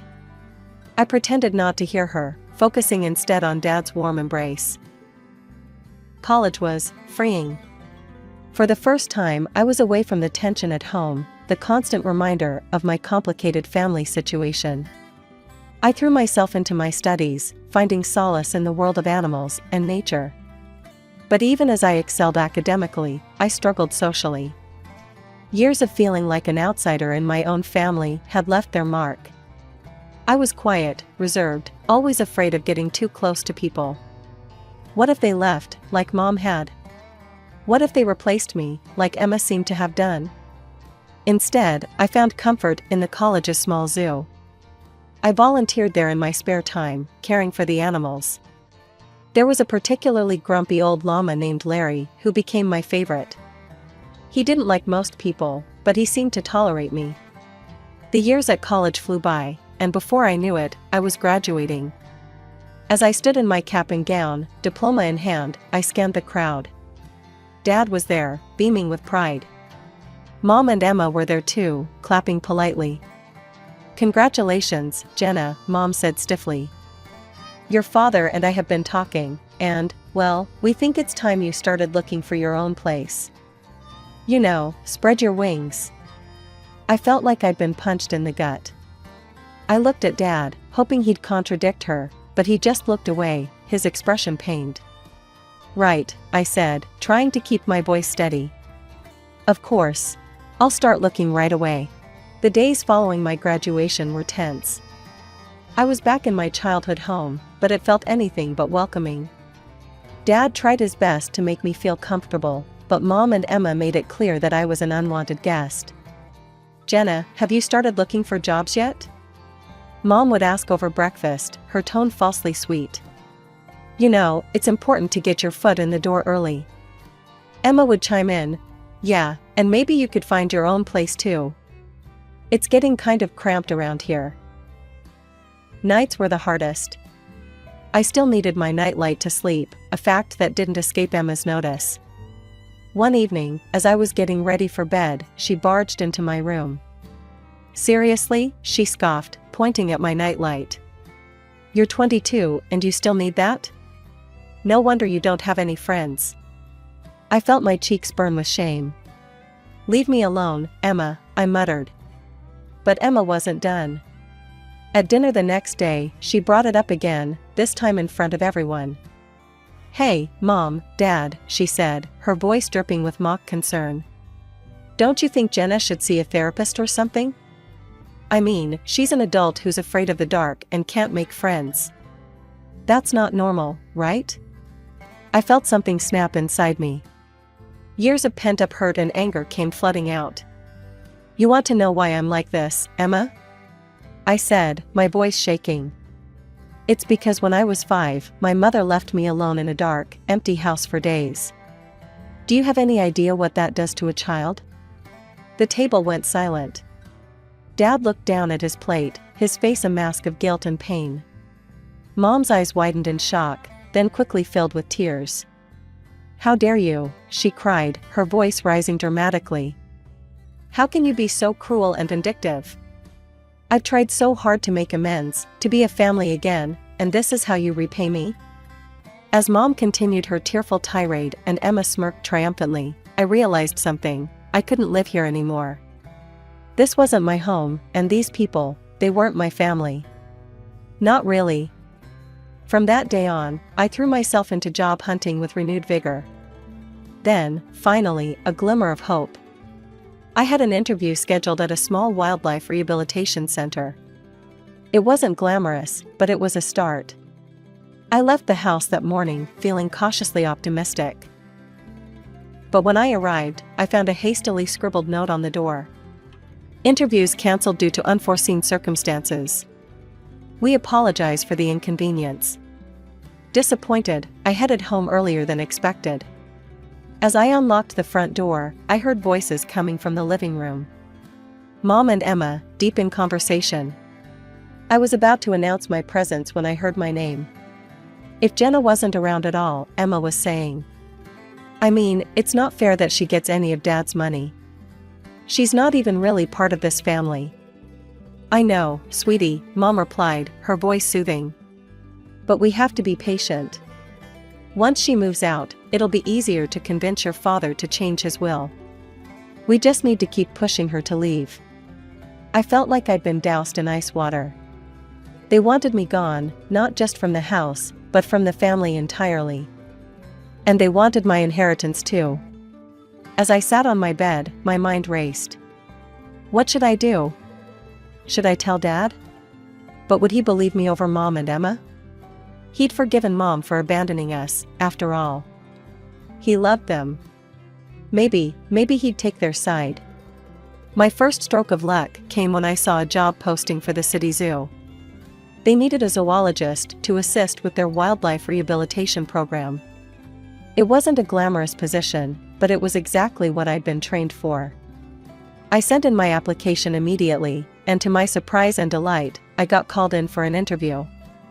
The day of the interview, I stood in front of the zoo's main gate, taking deep breaths to calm my nerves. The interview went better than I could have hoped. The head zoologist, Dr. Martinez, seemed impressed by my knowledge and passion. You've got the job, Jenna, she said with a warm smile. Welcome to the team. I could have cried with relief. Finally, something was going right. Working at the zoo was everything I'd hoped for and more. I spent my days caring for injured wildlife, educating visitors about conservation, and even assisting with research projects. In the evenings, I'd return to my tiny apartment, which I was able to rent with the money I saved. To combat the loneliness, I started participating in online forums for animal lovers and people with similar interests. That's where I met Jake. Jake was from the same city, shared my love for animals, and had a wicked sense of humor that made me laugh even on my toughest days. We started chatting regularly, sharing stories about our day, and discussing everything from the latest conservation efforts to our favorite books. One day, Jake suggested we exchange photos. With trembling hands, I sent him a recent picture of me at the zoo. He responded with a photo of himself. He had kind eyes and a warm smile that made my heart skip a beat. But as much as I enjoyed our chats, the idea of meeting in person or even admitting my growing feelings terrified me. What if he rejected me once he got to know the real me? What if he left, just like Mom had? It was around this time that I started corresponding with Lily, a girl I met on a support forum for people with childhood trauma. She understood my fears in a way no one else had before. You know what helps me? Lily wrote one day. I write emails to the people I can't talk to in real life. I pour out everything I'm feeling, all the things I wish I could say. But I don't send them, I just save them as drafts. It's really cathartic. Taking Lily's advice, I started writing emails to Dad. In them, I told him everything, about overhearing Mom and Emma's conversation, about how hurt I felt that he didn't seem to notice me anymore, about how I felt like an outsider in my own family. I started writing to Jake too. In these emails, I allowed myself to be vulnerable in a way I couldn't be in our chats. Jake, I wrote, I think I'm falling for you. But I'm scared. I'm scared of letting anyone get close to me. I'm scared of being hurt again. These emails too remained unsent, my feelings hidden away in the safety of my drafts folder. Dad called occasionally, his voice a mixture of concern and confusion. Jenna, honey, he'd say, why don't you come over for dinner this weekend? We miss you. Each time, I'd make up an excuse. Sorry, Dad, I've got a big project at work, or I'm not feeling well this week, maybe next time. It was just another Saturday afternoon. I was at the mall, picking up some essentials, when I heard a familiar voice call my name. Jenna, is that you? I turned around and there she was, Helen, my former stepmother. She looked older, but her kind eyes were just the same. Before I knew it, we were hugging, years of separation melting away in an instant. That's when I noticed the young boy standing beside her, looking up at us curiously. "This is my nephew, Mike," Helen explained, ruffling the boy's hair affectionately. "I'm raising him now. My sister, she passed away last year." Over coffee, Helen filled me in on her life. After she and Dad split up, she'd been on her own until her sister's death left Mike in her care. We started meeting regularly after that, sometimes just the two of us, sometimes with Mike. One day Helen called and urgently asked to look after Mike. That evening, Mike arrived at my apartment, backpack in tow. As I prepared dinner in my tiny kitchen, I could hear him tapping away on my laptop in the living room. I'd told him he could play games if he finished his homework. When I came out of the kitchen with 2 plates of spaghetti, I found Mike looking guilty, his face pale. "Jenna," he said, his voice trembling. "I did something bad. I was curious, and I saw these emails in your drafts folder. And I sent them. All of them. I'm so sorry." The world seemed to tilt on its axis. Those emails, my private thoughts, my deepest feelings, sent out into the world. To Dad. To Jake. I felt like I couldn't breathe. That night, after Mike left, I lay in bed, my mind racing. What would Dad think? And Jake, oh God, Jake. My phone pinged with a message notification. It was from Jake, but I couldn't bring myself to read it. What if he was disgusted by my feelings? What if he never wanted to speak to me again? I barely slept that night, tossing and turning, imagining all the worst-case scenarios. A few days later, my phone rang. It was Dad. "Jenna," he said, his voice serious, "we need to talk. Can you meet me at the cafe near your old high school?" My heart pounded as I sat across from Dad in the small cafe. He looked tired, his face etched with lines I hadn't noticed before. "I got your emails," he said quietly. "Jenna, I had no idea you were feeling this way. About your mother, about Emma, about everything." I couldn't meet his eyes, shame and fear warring inside me. "Jenna, look at me," Dad said, his voice gentle, but firm.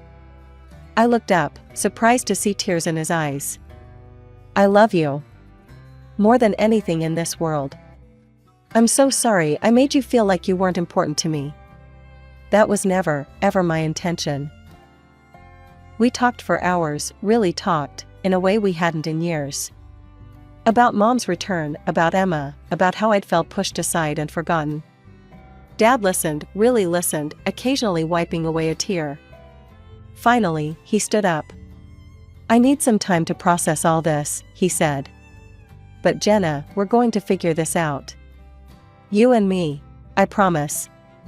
As I watched him walk away, I felt a mixture of relief and apprehension. What would happen now? But I didn't have much time to dwell on it because my phone rang again. It was Jake. "Jenna," he said, his voice warm. "I got your email. And I feel the same way. I'd been too scared to say it, but I really like you. Would you like to meet for coffee?" My heart soared. "Yes," I said, surprising myself with how steady my voice was. "I'd love to." The next day, I met Jake at a small coffee shop. He was even more handsome in person, with a kind smile that put me at ease immediately. We talked for hours, about our fears, our dreams, our pasts. For the first time in years, I felt truly seen and understood. As autumn leaves began to fall, my phone rang one crisp morning. It was Dad. "Jenna," he said, his voice warm but with an undercurrent of something I couldn't quite place. "I'd like you to come to Thanksgiving dinner. It's important to me that you're there." Something in his tone made me agree. Thanksgiving Day arrived, and I stood on the doorstep of my childhood home, my heart pounding. Jake had offered to come with me for support, but I felt this was something I needed to face on my own. Mom opened the door, her smile not quite reaching her eyes. "Jenna, how nice of you to join us." Emma, lounging on the couch, barely looked up from her phone. "Oh, you came. Dad emerged from the kitchen, enveloping me in a warm hug. "I'm glad you're here, sweetheart," he whispered. As we sat down to dinner, the tension was palpable. Mom and Emma exchanged glances, their smiles strained and artificial. Dad, however, seemed oddly calm. Just as Mom began to serve the turkey, Dad cleared his throat. "Before we begin, there's something we need to discuss." He reached down beside his chair and pulled out a thick manila folder. Dad began pulling out documents, laying them on the table. "Linda, Emma, I've known for a while that something wasn't right. So I did some investigating." He held up a bank statement. "First, I discovered regular withdrawals from our accounts that I didn't make. Quite substantial amounts, in fact." Mom's face paled. Emma suddenly found her plate very interesting. Then, Dad continued, pulling out another document. "I hired a private investigator. Linda, he provided photographic evidence of your encounters with a certain gentleman at the Rosewood Hotel." Mom gasped, her hand flying to her mouth. "Tom, I can explain." But Dad wasn't finished. He pulled out one final document, his hand shaking slightly. "And finally, I had a DNA test done. Emma isn't my biological daughter." The room fell silent. Emma's phone clattered to the floor. Mom looked like she might faint. "I've already spoken to my lawyer," Dad said, his voice steady despite the emotion in his eyes. "Linda, I'm filing for divorce. And I'm afraid I'll have to ask both you and Emma to leave this house." Mom found her voice, anger replacing shock. "You can't do this. I'll take you for everything you've got." Dad's expression hardened. "Actually, Linda, you won't. If you try to claim any property, I'll countersue for fraud and demand repayment of all the money you've taken, plus what I've spent raising Emma. My lawyer assures me I have a very strong case." Tears streamed down Mom's face as the reality of the situation sank in. Emma sat in stunned silence, her world crumbling around her. In the days that followed, Mom and Emma moved out. Dad and I began to rebuild our relationship, stronger than ever before. We had weekly dinners, long talks, and even started planning a father-daughter road trip. One day, over coffee, Dad hesitantly brought up Helen. "I've been thinking a lot about the past," he said. "About the mistakes I made. I reached out to Helen to apologize. We've been meeting for coffee, talking things through." I smiled, genuinely happy for him. "That's wonderful, Dad. Helen is an amazing woman." As for me, things with Jake were going better than I could have ever imagined. He was patient, kind, and understood my fears and insecurities. With his support, I was even starting to work through my issues in therapy. My name is Sarah, and I've been a dentist for over 2 decades now. It's a career I love, but the path to get here wasn't easy. As I sit in my office, staring at the framed diploma on the wall, I can't help but reflect on the tumultuous journey that led me to this point. I grew up in a household where I always felt like the second choice. My parents, Jack and Linda, never tried to hide their preference for my younger sister, Emily. She was born when I was 10, and from that moment on, it was clear who the favorite child was. When it came time for college, I knew I wanted to pursue dentistry. It had been my dream since I was a little girl, fascinated by the way my pediatric dentist could make even the scariest procedures feel like magic. "Mom, Dad, I've been accepted to the dental program at State University," I announced one evening at dinner, barely able to contain my excitement. The silence that followed was deafening. My father cleared his throat. "That's nice, Sarah. But you know we can't afford that. We're saving for Emily's future." I felt like I'd been punched in the gut. But I've worked so hard. My grades are perfect," I thought. "You thought wrong," my mother cut in, her voice cold. "We've always been clear about our priorities. Emily has a bright future ahead of her. Well, you'll find something suitable, I'm sure." I ran from the table, tears streaming down my face. The next day, I visited my grandparents, Robert and Margaret. They'd always been kinder to me, more understanding. When I told them what happened, my grandfather's face turned red with anger. "Those fools," he muttered. "Don't you worry, Sarah. We'll make sure you get to that school." True to their word, my grandparents scraped together every penny they could to help me with tuition. I worked multiple jobs, studied harder than I ever had before, and eventually graduated at the top of my class. During my final year of dental school, I met Tom. He was charming, handsome, and seemed to genuinely care about me. We married shortly after graduation, despite my parents' objections. "You're making a mistake," my mother hissed at me during the reception. "He's not good enough for this family." I ignored her, convinced that for once in my life, I'd made the right choice. How wrong I was. The first few years were good. We had 2 beautiful children, Max and Lily, and I started building my dental practice. But as time went on, Tom changed. The charming man I'd fallen in love with disappeared, replaced by someone I barely recognized. It started with the drinking. A beer or 2 after work became a 6-pack, then a bottle of whiskey. He'd come home late, reeking of alcohol, picking fights over nothing. I endured it for years, hoping he'd change back into the man I'd married. But one night, as I watched him nearly drop our infant daughter while in a drunken stupor, I knew it was over. The divorce was messy, but in the end, I got custody of the kids and kept my practice. The day I told my parents about the divorce, I foolishly hoped for some support. Instead, I was met with cold disappointment and blame. "I'm sure you're exaggerating," my mother said, her voice dripping with disdain. "Tom always seemed like such a nice man. You probably drove him to drink with your nagging." That was the last straw.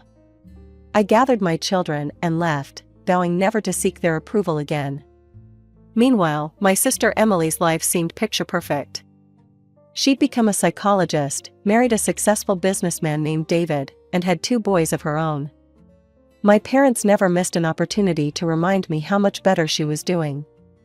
"Emily just bought a new house in that fancy neighborhood," my mother would casually mention during our increasingly rare phone calls.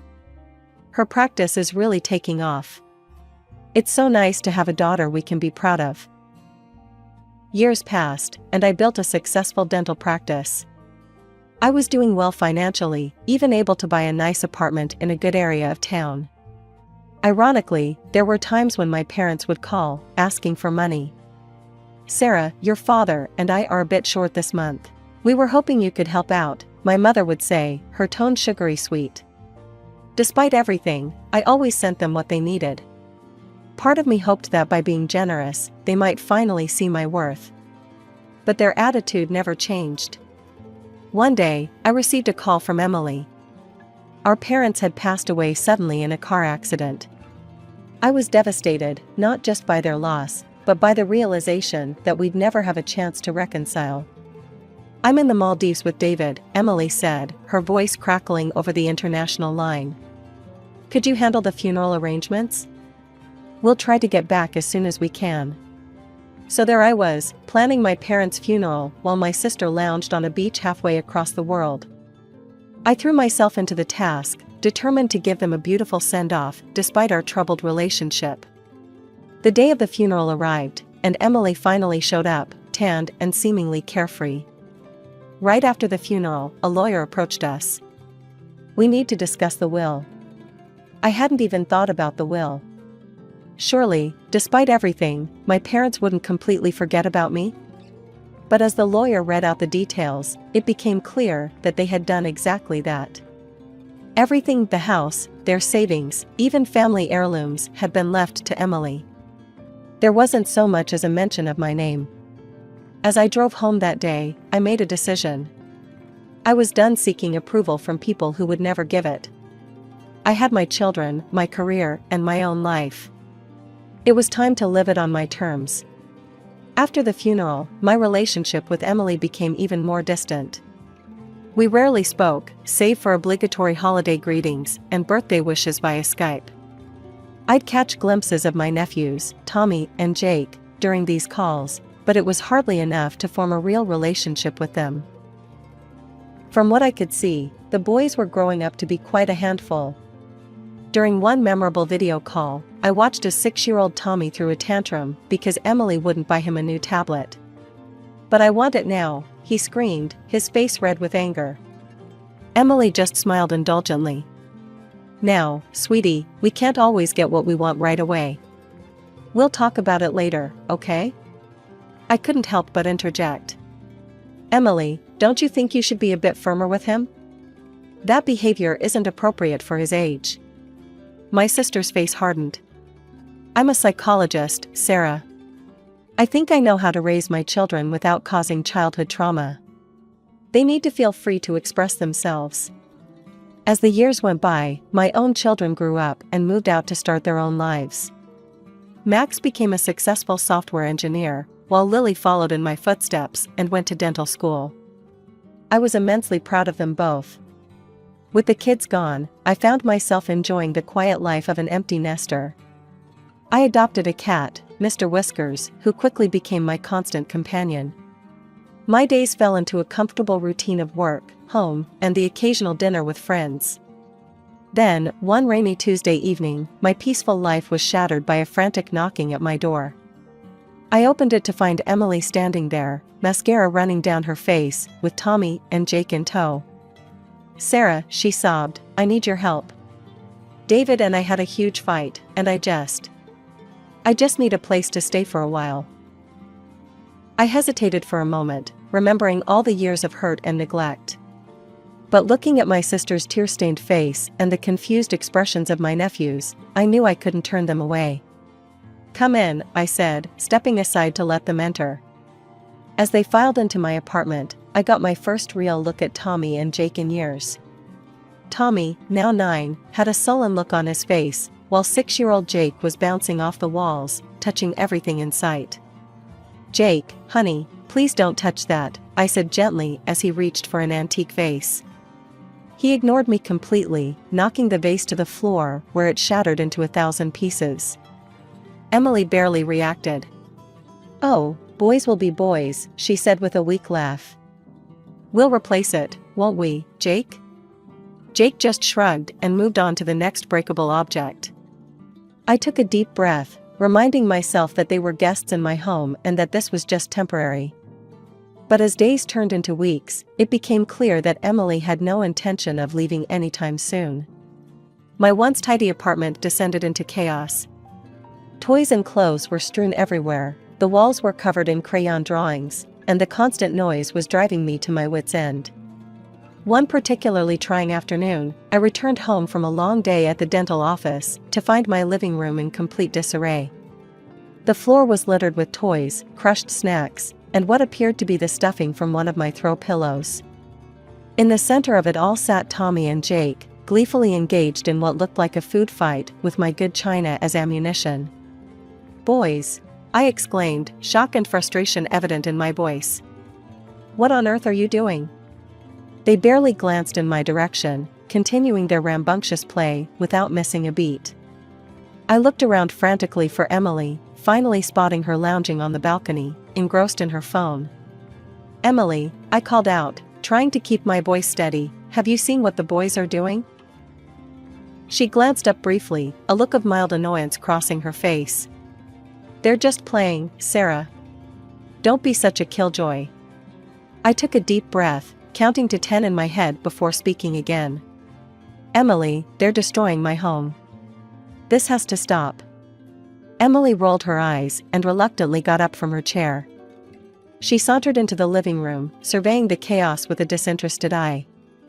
"All right, boys, that's enough for now. Why don't you go watch some TV?" The boys cheered and raced off to the guest room, leaving the mess behind. I stared at my sister in disbelief. "That's it? You're not going to make them clean up?" "Oh, relax," Emily said dismissively.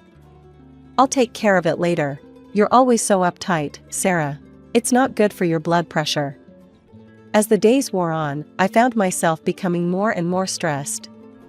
The constant noise, the mess, the lack of respect for my home and my rules, it was all taking a toll on me. Even Mr. Whiskers, my usually affectionate cat, had taken to hiding under my bed most of the time, only emerging for food and to use his litter box. One evening, as I was preparing dinner, a task that had somehow fallen solely to me despite Emily and the boys being my guests, there was a knock at the door. I opened it to find Mrs. Johnson, my elderly neighbor from the floor below, standing there with a stern expression on her face. "Dr. Sarah," she began, her voice tight with barely contained anger. "I've always considered you a model neighbor, but these past few weeks have been unbearable. The noise from your apartment is constant. I can hear screaming and things breaking at all hours of the day and night. What on earth is going on up here?" I felt my face flush with embarrassment. "I'm so sorry, Mrs. Johnson. My sister and her children are staying with me temporarily, and I'm afraid the boys can be a bit energetic." Mrs. Johnson's expression softened slightly. "I understand children can be lively, dear, but this goes beyond that. And it's not just the noise. Have you seen what they've done to the hallway?" She gestured for me to follow her. We walked to the stairwell, and I gasped in horror. The walls were covered in graffiti, crude drawings, and misspelled words spray-painted in garish colors. I recognized Tommy's handiwork immediately. This is unacceptable," I stammered, mortified. "I had no idea." "I'll clean it up right away, Mrs. Johnson.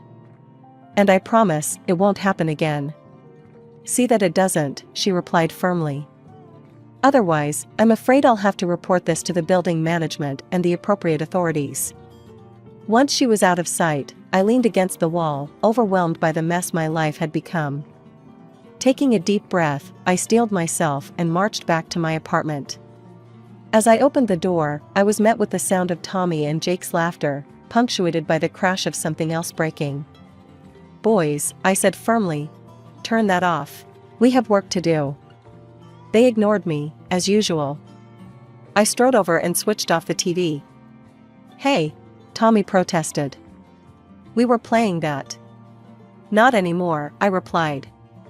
"You're going to clean up the mess you made in the hallway. Come with me, now." Grumbling and whining, they followed me to the stairwell. I handed them scrub brushes and a bucket of soapy water. "Start cleaning," I instructed. They stared at me in disbelief. But Mom said we don't have to do chores," Tommy stammered. "Your mom isn't here right now," I said. "And in my house, we clean up our messes." They half-heartedly swiped at the walls, more interested in splashing each other than actually cleaning. I was about to intervene when I heard footsteps on the stairs. To my surprise, it was Mrs. Johnson's son, Mark, in his police uniform. He must have just gotten off duty. "Everything okay here, Dr. Sarah?" he asked, eyeing the boys suspiciously. Sensing an opportunity, I explained the situation. Mark's face hardened as he turned to Tommy and Jake. "Listen up, boys," he said sternly. "Vandalism is a serious offense. If you don't clean this up properly, we're going to have some real problems. Understand?" The boys' eyes widened in fear. They nodded vigorously and began scrubbing the walls with newfound enthusiasm. I was supervising their progress when I heard the elevator ding.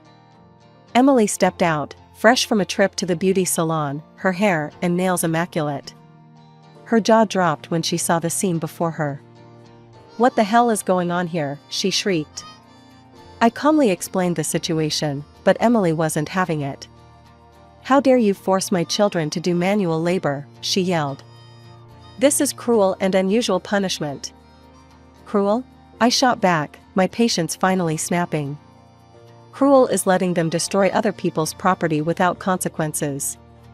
Emily grabbed the boy's hands. "Come on, we're leaving.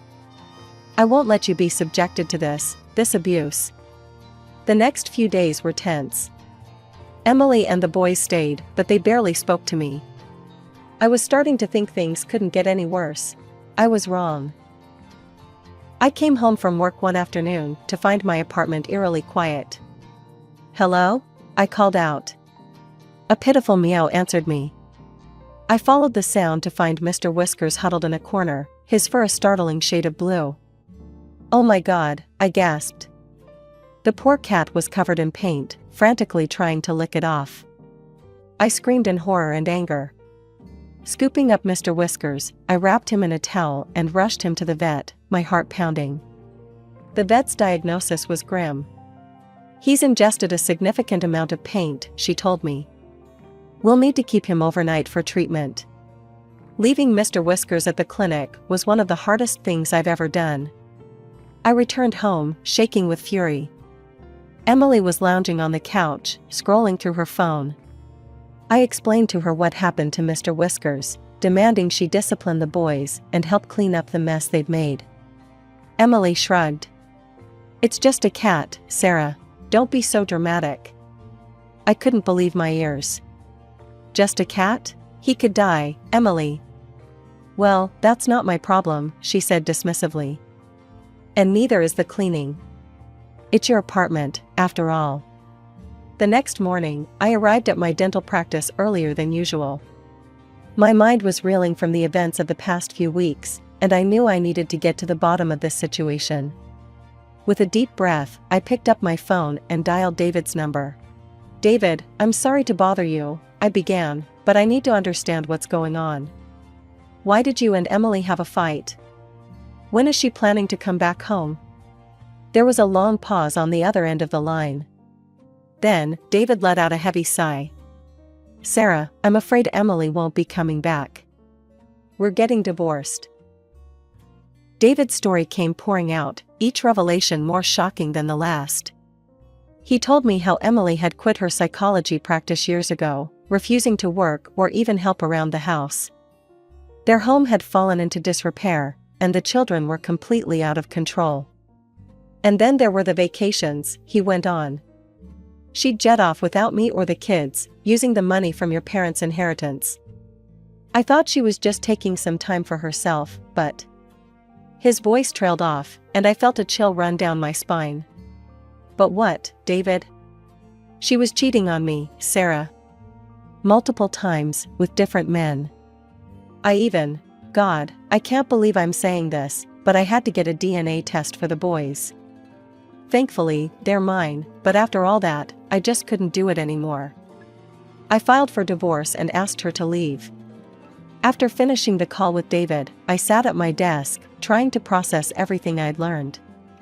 The realization hit me like a ton of bricks. Emily wasn't planning on leaving anytime soon. She was using me as a fallback, a free place to stay while her life fell apart. That evening, I confronted Emily. The boys were in the guest room, engrossed in their video games as usual, while Emily lounged on my couch, scrolling through her phone. "Emily, we need to talk," I said firmly, sitting across from her. "I spoke to David today." "Is it true? Are you really getting divorced?" Emily shrugged, an air of indifference about her. "Yeah, it's true. David and I are over. I'm tired of him and his expectations. But don't worry, sis. You'll help me out, right? After all, that's what sisters are for." I couldn't believe what I was hearing. "Help you out? Emily, you've turned my life upside down. You're not even trying to get back on your feet. What about your inheritance? Surely you can use that to find your own place." She laughed dismissively. "Oh, that money? It's gone, Sarah. There were barely crumbs left anyway." I felt my blood begin to boil. "Crumbs? Emily, our parents left you over $200,000. How could you possibly have blown through all that money?" Emily just shrugged again, reaching for her phone. "Life's expensive, Sarah. You wouldn't understand." In that moment, something inside me snapped. Years of resentment, weeks of frustration, all came bubbling to the surface. "No, you're the one who doesn't understand," I said, my voice low and controlled. "I've had enough.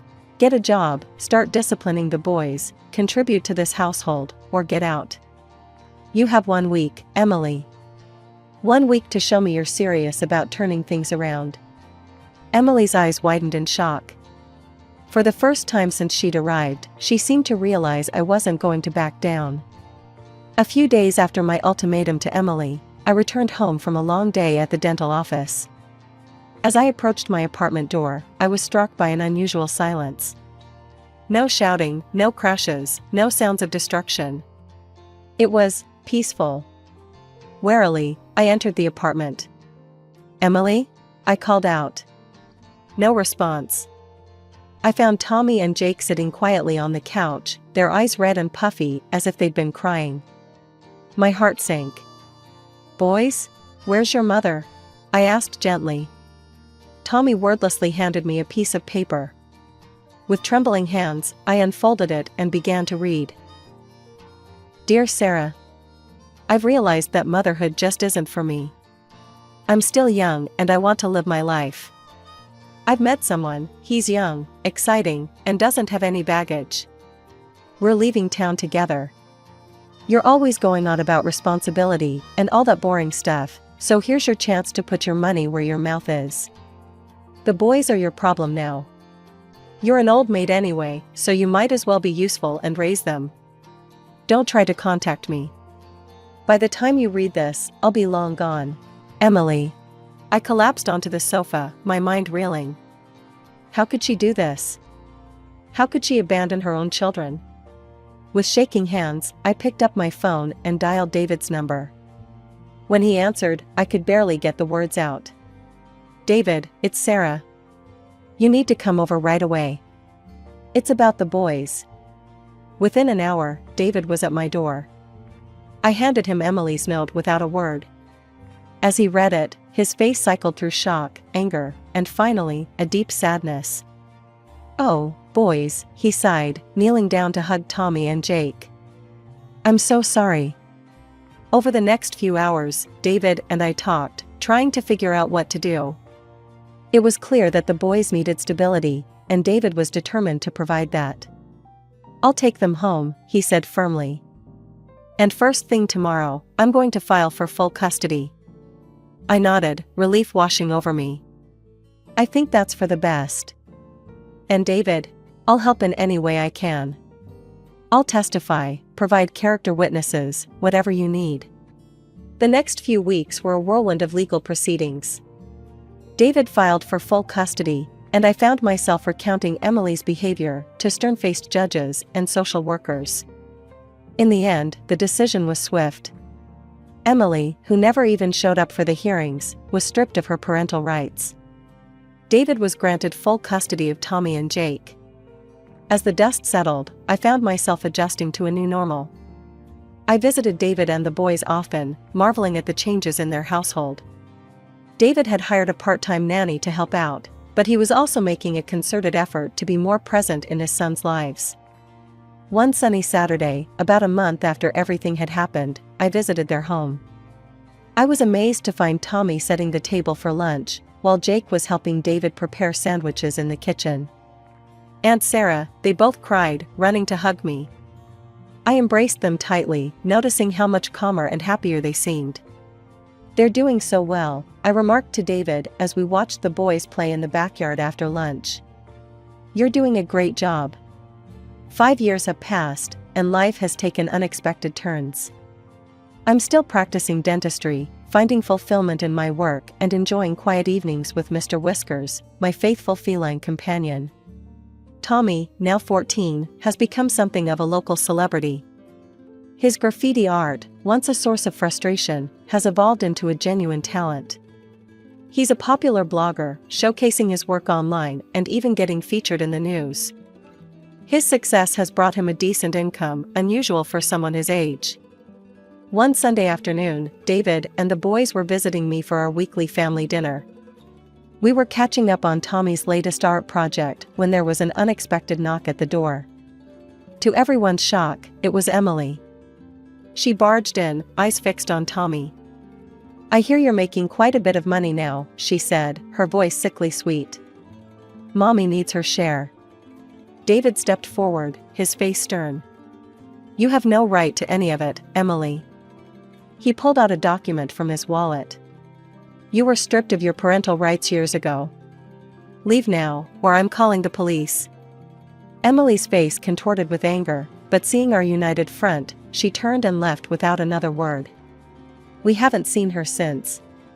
As for me, I continue to work and enjoy life's simple pleasures. I stay in touch with my own children, now adults themselves, cherishing our relationship. This unexpected journey has taught me the true meaning of family. It's not always about blood, but about love, support, and being there for each other through thick and thin.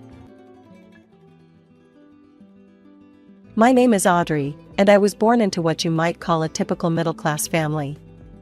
My father was an entrepreneur, always busy with his business, while my mother ruled our home with an iron fist. I had an older sister who seemed to be the perfect daughter in my mother's eyes. From a young age, I learned that in our house, what Mom said was law. Whatever Lisa did, I had to do too. Whatever Mom decided, that was final. Dad would sometimes try to intervene, but he was rarely home, and when he was, Mom always found a way to get her way. As I grew older, the control only tightened. Every decision, from what clothes I wore to what friends I could have, seemed to be made for me. Lisa, meanwhile, flourished under Mom's guidance.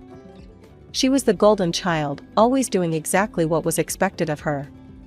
When Lisa was in her final year of high school, she started dating Richard, the son of a local business tycoon. Mom was over the moon. Did you see how he looked at her? Mom gushed after their first dinner together. Mark my words, we'll be planning a wedding before you know it. I rolled my eyes, but kept quiet. I was in my sophomore year, and I'd learned by now that disagreeing with Mom only led to arguments I couldn't win. Sure enough, Lisa and Richard's relationship progressed quickly. By the time I was a senior, they were engaged, and Mom couldn't have been happier. Now, Audrey, she said one evening, her eyes gleaming with a look I'd come to dread, we need to start thinking about your future too. Lisa's done so well for herself, and you're such a pretty girl. I'm sure we can find you a nice young man from a good family. I felt my stomach twist. Mom, I'm not even out of high school yet. Can't I focus on college first? She waved her hand dismissively. College is important, of course, but so is securing your future. You know, Richard has a cousin who's just a few years older than you. He helps run the family business. I think you two would hit it off splendidly. And just like that, my fate was being decided for me. Again. I looked to Dad for help, but he just gave me a weak smile and retreated to his study. I was on my own, as usual. Just as Mom had orchestrated, I found myself on a date with Richard's cousin, James. He was handsome, I'll give him that, but from the moment we met, something felt off. So, Audrey, James said, leaning back in his chair at the upscale restaurant he'd chosen, I hear you're headed to college soon. Any thoughts on what you'll study? I opened my mouth to answer, but he cut me off. Business, right? It's the smart choice. You'll need to understand how things work when you're part of our family. I blinked, taken aback. Actually, I was thinking about. Trust me, he interrupted again. Business is the way to go. I'll talk to the admissions office at my alma mater. They owe me a favor. And that's how it went. James talked, I listened, and any attempt I made to voice my own opinions was swiftly overridden. By the end of the night, I felt suffocated. Despite my reservations, Mom and Lisa were ecstatic. He's perfect for you, Lisa squealed when I got home. Did you see his watch? That alone probably cost more than Dad makes in a month. I forced a smile, not wanting to burst their bubble. But as the weeks went by and James and I continued to date, I felt increasingly uncomfortable. He was always telling me what to do, what to wear, how to act. It was like having another mother, only worse. One evening, after a particularly stifling date where James had planned our next 3 outings without even asking me, I'd had enough. I called him the next day. James, I think we need to talk, I said, my heart pounding. Sure, babe. What's up? His cavalier tone grated on my nerves. I took a deep breath. I don't think this is working out. You're a great guy, but... Whoa, hold on, he cut in. Is this because I ordered for you last night? I told you, I know what's best. You'll learn to appreciate it. No, James. It's not just that. I don't think we're compatible. I want to break up. There was a long pause. When he spoke again, his voice was cold. "You're making a mistake, Audrey. You won't find better than me. Think about your family, about your future. Don't be stupid." I hung up, my hands shaking. I'd done it. I'd broken free. But my relief was short-lived. The moment Mom found out, all hell broke loose. "What were you thinking?" she screeched. "James is perfect for you. Do you want to end up alone? Do you want to shame this family like that?" I stood my ground, but the pressure was immense. Day after day, Mom and Lisa tag-teamed me, wearing down my resolve. They'd arrange accidental meetings with James, leaving us alone together when he'd stop by to see Mom. The constant barrage was exhausting. Each day, I felt my resolve weakening. Finally, worn down by the relentless pressure, I gave up. "Fine," I told Mom, my voice hollow. "I'll give James another chance." The look of triumph on her face made my stomach turn, but I was too tired to fight anymore. I began to accept James's courtship again, going through the motions of the relationship they all wanted from me. Mom and Lisa were overjoyed. In the evenings, I'd overhear them excitedly planning for the future, discussing how they would manage the brothers' company once James and I were married. They dreamed aloud about all the money and the entire business that would become available to them. As if controlling my love life wasn't enough, Lisa took it upon herself to plan my entire career. One evening, she burst into my room, her eyes gleaming with excitement. "Audrey, I've got it all figured out," she exclaimed. "There's a perfect position for you in Richard and James' company. You'll be the head of PR. That's why you're going to Hillside Business College. I've already picked out your classes." My protests fell on deaf ears. Before I knew it, I was enrolled in Hillside, studying subjects I had zero interest in. Each day was a struggle, and I felt my spirit dying a little more with every class. After a particularly grueling week, I couldn't take it anymore. I called Dad, telling him everything. To my surprise and relief, he listened. "Audrey," he said finally, "this is your life. If you're not happy, then it's time for a change. I'll support you, whatever you decide." With Dad's blessing and financial support, I made my escape. I applied to a college in another city, one that offered programs I was genuinely interested in. When I got accepted, I packed my bags and left without looking back. Once I was settled in my new city, I knew there was one more thing I had to do. With trembling hands, I wrote a message to James. "James, I'm sorry, but I can't do this anymore.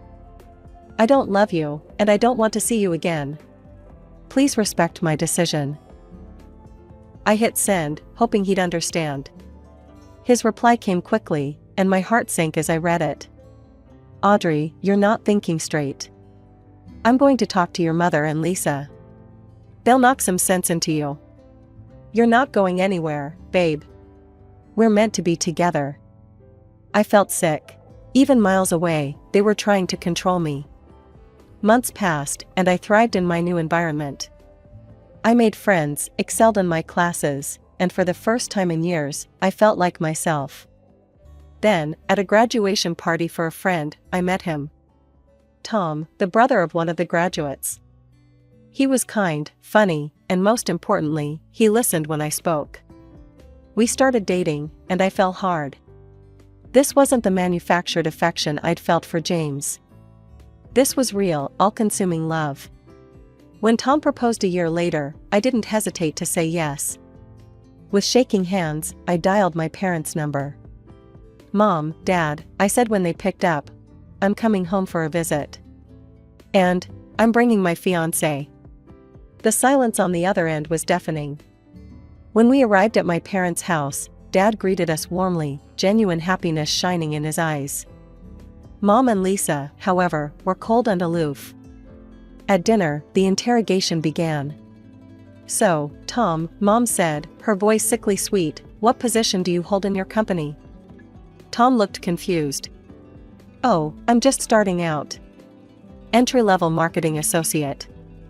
I saw the disappointment flash in Mom's eyes. Lisa jumped in. "And what about your family's business?"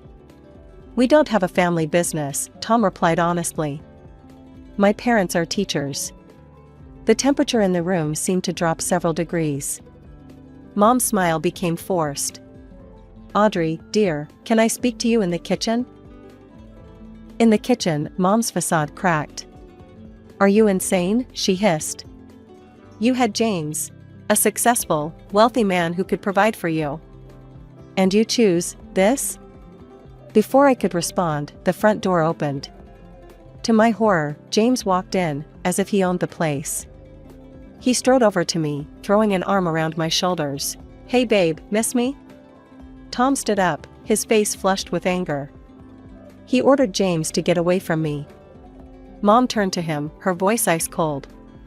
"You arrogant, ill-mannered boy. How dare you come into our home and try to steal our daughter? Get out, now." I'd had enough. I shrugged off James' arm and took Tom's hand. "We're leaving," I announced, my voice steady despite the chaos around me. As we walked out, I could hear Mom, Lisa, and James shouting after us. But for once, I didn't care. I was choosing my own path, with someone who truly loved me for who I was. Despite the drama with my family, Tom and I went ahead with our wedding plans.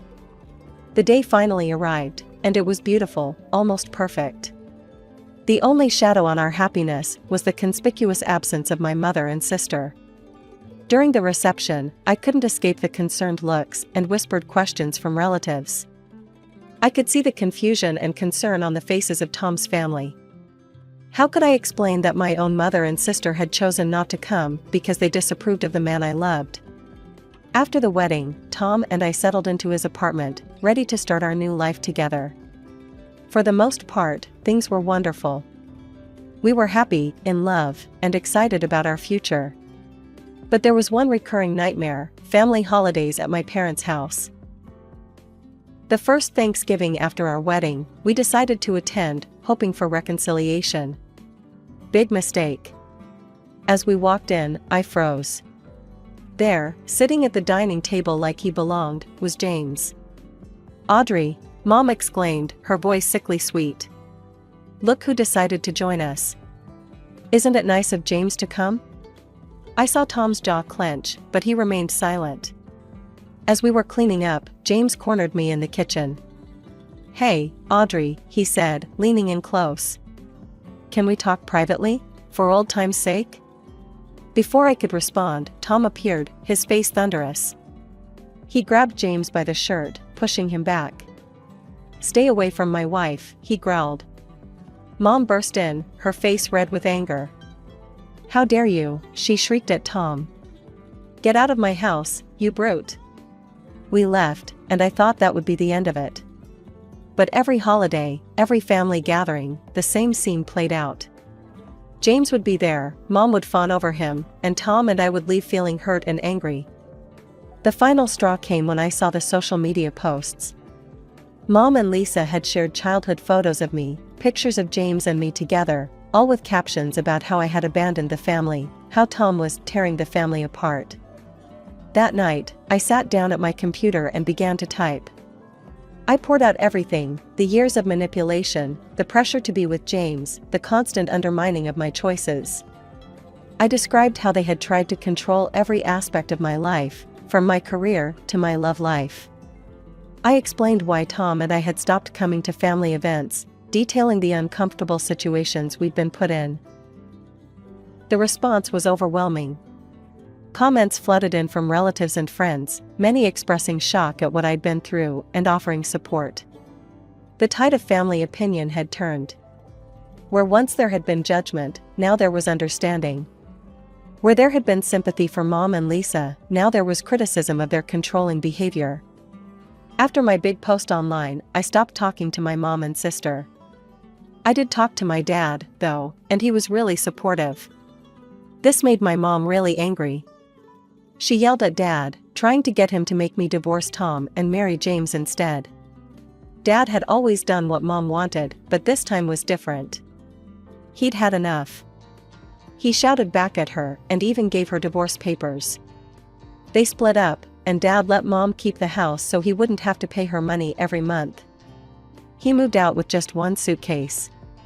He had some savings, so he rented a place near me and Tom.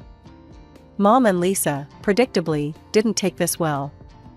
Their social media accounts exploded with posts accusing me of turning Dad against Mom, of destroying our family. The psychological pressure was relentless. Unable to bear it any longer, I blocked their accounts and made my own profiles private. As I clicked the confirm button, I felt a wave of nausea wash over me.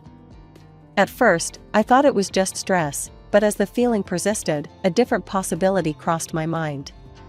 A quick trip to the pharmacy and an anxious wait later, my suspicion was confirmed: I was pregnant. Joy and fear warred within me. Would this news finally make Mom and Lisa back off? My hope was short-lived. Somehow, Mom found out about my pregnancy, probably through one of the relatives I hadn't blocked. But instead of reaching out with congratulations or reconciliation, she started a vicious rumor campaign. "Did you hear?" my cousin texted me.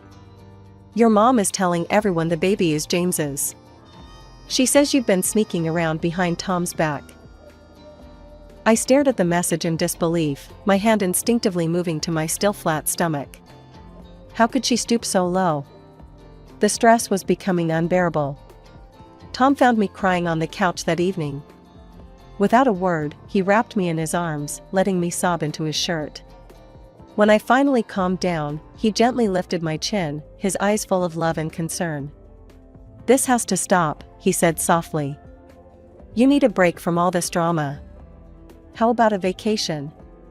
Just you, somewhere peaceful, to relax and focus on yourself and our baby."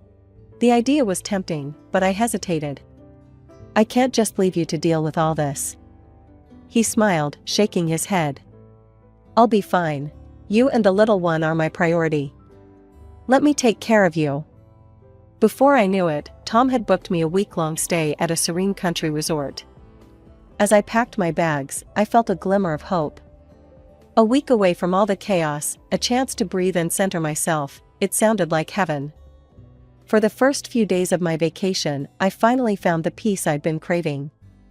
The country resort was beautiful, with its lush forests and serene lakes. I spent my time reading, taking gentle walks, and just breathing in the fresh air. It felt like I could finally relax. But on the third day, my tranquility was shattered. As I walked into the resort's dining area, I froze. There, at a nearby table, were Lisa, her husband Richard, and James. My heart sank. This couldn't be a coincidence. Lisa spotted me and waved enthusiastically, as if we were the best of friends. "Audrey, what a surprise. Come join us." I shook my head. "Please, just leave me alone. I'm here to rest." But Lisa wouldn't take no for an answer. For the next 2 days, she kept showing up wherever I went. She'd sit at my table with Richard and James, chatting and laughing as if everything was normal. She was constantly taking selfies of the four of us, posting them online with captions like "family reunion" and "so great to reconnect." I felt sick. I knew what she was doing, trying to create a false narrative, to make it look like I was happily spending time with James. She wanted to cause problems between me and Tom. I texted my husband about what's going on here. By the 5th day, I couldn't take it anymore. I decided to cut my trip short and go home. As I was leaving my room with my suitcase, Lisa appeared at the top of the stairs. "Audrey, wait," she called out. "You can't leave. James is ready to forgive you. He says he'll even adopt your baby. He still wants to marry you." I felt a wave of nausea that had nothing to do with my pregnancy. "I'm not feeling well, Lisa. Please, just leave me alone." I turned to go down the stairs, but Lisa grabbed my arm. "You're such a fool," she hissed. "Can't you see what's best for you?" "Let go of me," I shouted, trying to pull away. She released my arm, but the sudden movement threw me off balance. I felt myself falling, tumbling down the stairs. The world spun around me, and then everything went black. When I came to, I was at the bottom of the stairs. Tom was leaning over me, his face pale with worry. How had he gotten here? The pain in my abdomen was excruciating. The next few hours passed in a blur of ambulance sirens, hospital corridors, and doctors' concerned faces. Despite their best efforts, it was too late. I had lost the baby. As I lay in the hospital bed, Tom holding my hand, the full weight of what had happened crashed over me. The vacation that was supposed to be my escape had turned into a nightmare. My sister's relentless pursuit of her own agenda had cost me my child. In the aftermath of the tragedy, my grief turned to rage. The loss of my child was not just a terrible accident, it was the result of Lisa's reckless and manipulative behavior. With Tom's support, I decided to take legal action against my sister. The court case was grueling, but justice was on my side. Several resort guests had witnessed Lisa's confrontation with me on the stairs. Their testimonies, along with security camera footage, provided irrefutable evidence of her dangerous actions. The judge ruled in my favor, awarding me $10,000 in compensation. When news of the lawsuit reached my mother, her reaction was swift and harsh. She called me, her voice cold and cutting. "You've gone too far this time, Audrey," she spat. "Suing your own sister? You're no longer my daughter." The line went dead, and with it, the last thread connecting me to my mother snapped. Despite the finality of it, I felt a strange sense of relief. Tom and I decided it was time for a fresh start. We sold our apartment and bought a new house with a mortgage. We were careful to keep our new address a secret from my mother and sister. Only Dad knew where we lived now, and he promised to keep it to himself. The move was just the beginning of our healing process. I started seeing a psychologist, working through the trauma of losing our child and the years of family manipulation. Slowly but surely, I began to feel like myself again. As months passed, our life settled into a peaceful rhythm. Then, one morning, I discovered I was pregnant again. Joy mingled with fear as I shared the news with Tom. "We'll keep it between us for now," he said, holding me close. "No one else needs to know until you're ready." We guarded our secret carefully, telling no one, not even my dad. I was extra cautious, following every bit of advice from my doctor. As my belly grew, we finally shared the news with Dad, swearing him to secrecy. The pregnancy progressed without complications, each week bringing a mixture of anticipation and anxiety. Finally, after what felt like the longest 9 months of my life, our daughter was born, a healthy, beautiful baby girl. Life had settled into a beautiful rhythm. Our daughter, Lily, was now 6 months old, filling our days with joy and laughter. Tom and I had found our groove as parents, and with each passing day, the pain of our past faded a little more. One afternoon, as I was putting Lily down for her nap, my phone rang. The number was unfamiliar, but something made me answer it. "Hello?" I said cautiously. "Audrey, it's your mother." I nearly dropped the phone in shock. Before I could respond, she continued, her voice uncharacteristically meek. "Your sister is here too. We need your help." As they explained their situation, I felt a mix of emotions, pity, anger, and a strange sense of vindication. Lisa's husband had gone bankrupt, and she had left him. They were in dire financial straits. "We need you to talk to your father," Mom said. "Convince him to help us out. And, we need you to return the compensation money from the lawsuit." I took a deep breath, steeling myself. "I'm sorry, but I can't do that. Dad makes his own decisions, and that money was awarded by the court. Please don't contact me again." Just then, Lily started crying in the next room. Mom's voice sharpened. "Is that a baby? Audrey, do you have a child?" I closed my eyes, cursing the timing. "Yes, I have a daughter." "A granddaughter?" Mom's voice rose. "How dare you keep this from me? I demand to see her." "You can't keep my grandchild from me." Her shouting woke Lily fully, and her cries grew louder. I felt my own anger rising. "You lost any right to be in my child's life when you disowned me," I said, my voice cold. "If you or Lisa try to contact us again, I'll file for a restraining order. Goodbye." I hung up and immediately blocked the number, my hands shaking. Tom came in, carrying a fussing Lily. "Who was that?" he asked, concern etched on his face. "My mother and sister," I said, taking Lily into my arms. "They're having money troubles and wanted help." I said no. Tom nodded, pulling us both into a hug. "You did the right thing," he said softly. Later that week, I called Dad to warn him about Mom and Lisa's situation. He sighed heavily. "I know, sweetheart. They tried to contact me too," he said. "I've heard through the grapevine that they've been evicted from their home. They're living in a pretty rough area now." I felt a twinge of sadness, quickly replaced by resolve. They made their choices, Dad. We can't let them drag us back into their drama. "You're right," he agreed. "How's my little princess doing?" As I updated him on Lily's latest milestones, I felt a wave of gratitude. Despite everything, I had this: a loving husband, a beautiful daughter, and a father who stood by me. We had built a life filled with love and respect, far from the manipulation and drama of my past. My name's Amelia, and I'm 29 years old. For the past 5 years, I've been making a living as an event planner. Weddings, birthdays, anniversaries, you name it, I've organized it. It's not what I thought I'd be doing when I was younger, but life has a funny way of surprising you. I studied economics in college, but that's not where my passion lay. During my time there, I found myself drawn to organizing educational and entertainment events on campus. It started small, a study group here, a movie night there. But before I knew it, I was the go-to person for any event that needed planning. After graduation, I knew I couldn't see myself crunching numbers in an office. So, I took a leap of faith and started my own event planning business. It wasn't easy at first. I had to build my reputation from scratch, taking on any job I could get.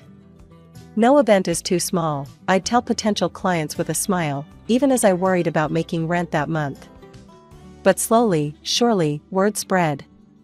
One satisfied client led to another, and before I knew it, I had more work than I could handle. 5 years flew by, and here I am, with a thriving business and a reputation I'm proud of. Today, I'm sitting across from Mr. Johnson, a successful businessman who's turning 50 next month. He wants a party to remember, and I'm determined to give him just that. "So, Mr. Johnson," I say, pulling out my notebook, "what did you have in mind for your big day?" He leans back in his chair, a thoughtful look on his face. "Well, I was thinking something classy. Maybe a black tie affair at the Grand Hotel?" I nod, jotting down notes. "That's a great venue. We could do a classic Hollywood theme.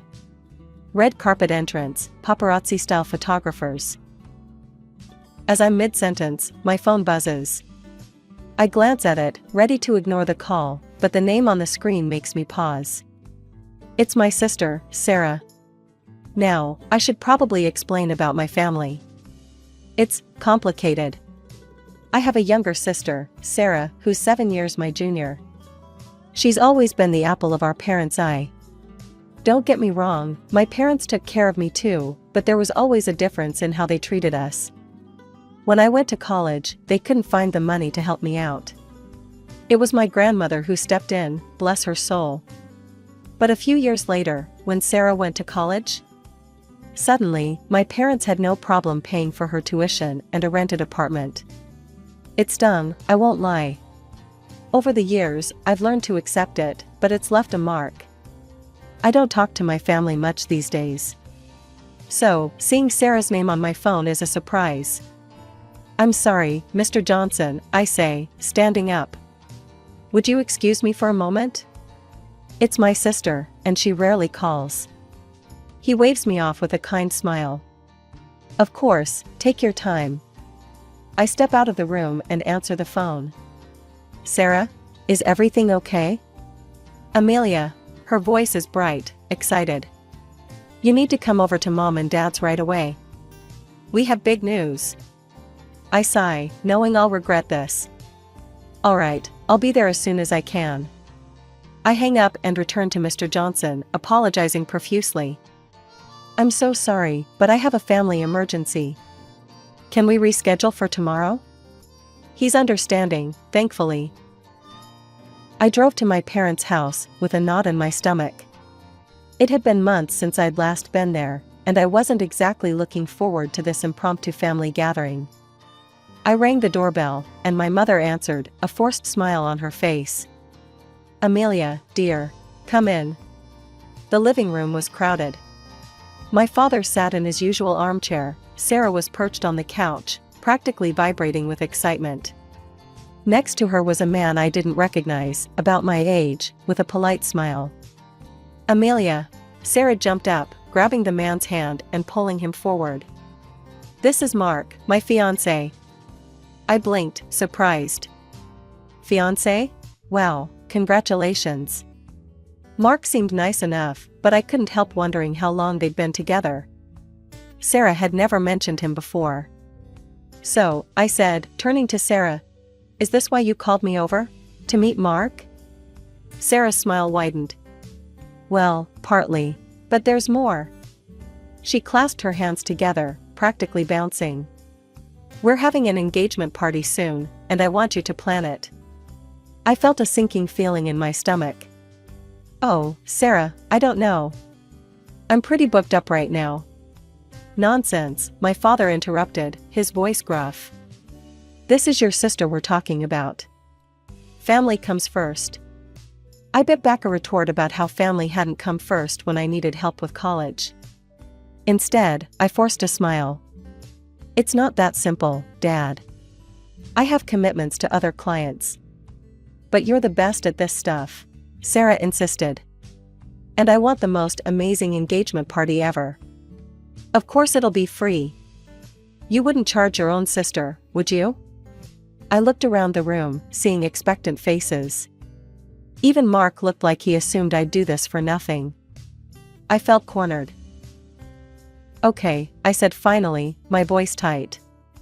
"I'll organize it for free.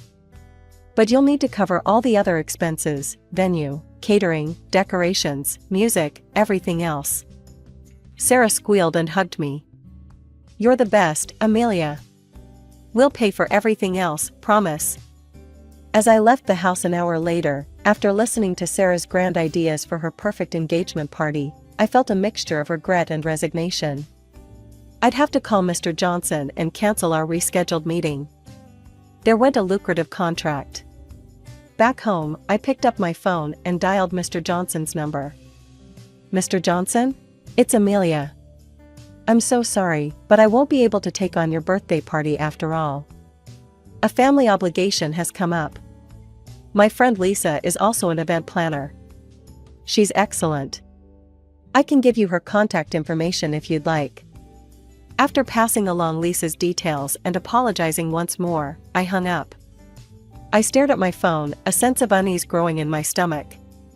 I'd just turned down a major client for a job I wasn't even getting paid for.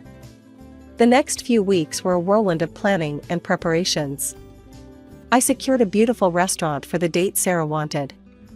It wasn't easy, the place was popular and usually booked months in advance. But Tony, the owner of the restaurant, couldn't resist my pressure. I also worked with the chef to create a spread that would impress even the most discerning guests.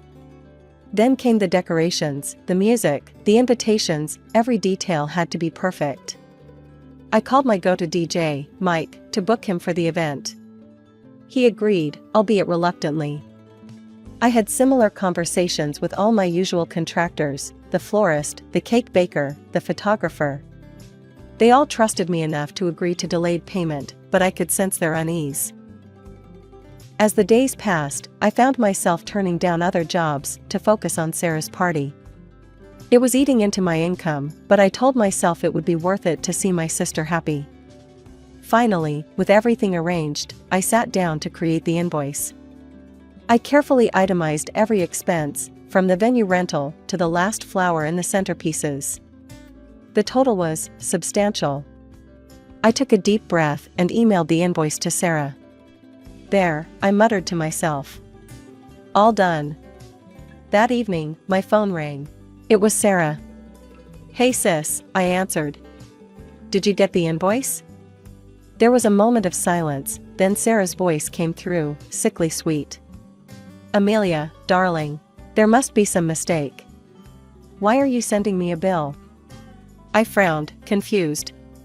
What do you mean? It's the invoice for all the expenses for your engagement party. Remember, you said you'd cover everything except my fee? Sarah laughed, a sound that sent chills down my spine. Oh, Amelia. I thought you understood. You're supposed to pay for all of this. You make so much money with your business. I was speechless. My mind raced, thinking of all the vendors waiting to be paid, all the promises I'd made based on Sarah's word. Sarah, listen to me, I said, trying to keep my voice steady. I organized this for free, which is already a huge favor. I can't pay for everything else too. You promised. But Sarah had already hung up. I tried calling my parents, hoping they could talk some sense into Sarah. But to my horror, they took her side. They insisted I should pay, that it was my duty as the successful daughter. I hung up, my hands shaking with anger and disbelief. How could they do this to me? How could they expect me to bankrupt myself for a party? As I sat there, trying to figure out what to do, a notification popped up on my phone. It was a post from Sarah on social media. Curious, I clicked on it. Can't wait for tomorrow's engagement party, the post read. So excited to celebrate with everyone. We've spent so much to make it perfect. In that moment, something snapped inside me. If Sarah wanted to play games, well, two could play at that. My fingers trembled as I dialed the restaurant's number. It was late, but I knew Tony would still be there, closing up after the night's service. Tony? It's Amelia. I'm so sorry, but I need to cancel tomorrow's event. I'll pay you a cancellation fee. And I'll make this up to you, I swear. Tony sighed. All right, Amelia. I trust you. But this isn't like you. One by one, I called all the vendors. The florist, the DJ, the cake baker, everyone. Each call was painful, each explanation more humiliating than the last. By the time I finished, my savings account was significantly lighter, but at least my professional relationships were intact. I'd paid everyone their fees and cancellation charges out of my own pocket. I barely slept that night. When morning came, I made myself a strong cup of coffee and settled in front of my computer. I knew Sarah would be live streaming her arrival at the restaurant. I wanted to see this. Right on schedule, Sarah's beaming face appeared on my screen. She was outside the restaurant, surrounded by a group of excited-looking friends and family members. We're here, Sarah chirped into her phone camera. I can't wait to show you guys everything. It's going to be amazing. I watched as she confidently strode up to the restaurant doors, her fiancé Mark in tow. She reached for the handle, still chattering away to her viewers. And here oh. The smile froze on Sarah's face as she tugged at the door. It didn't budge.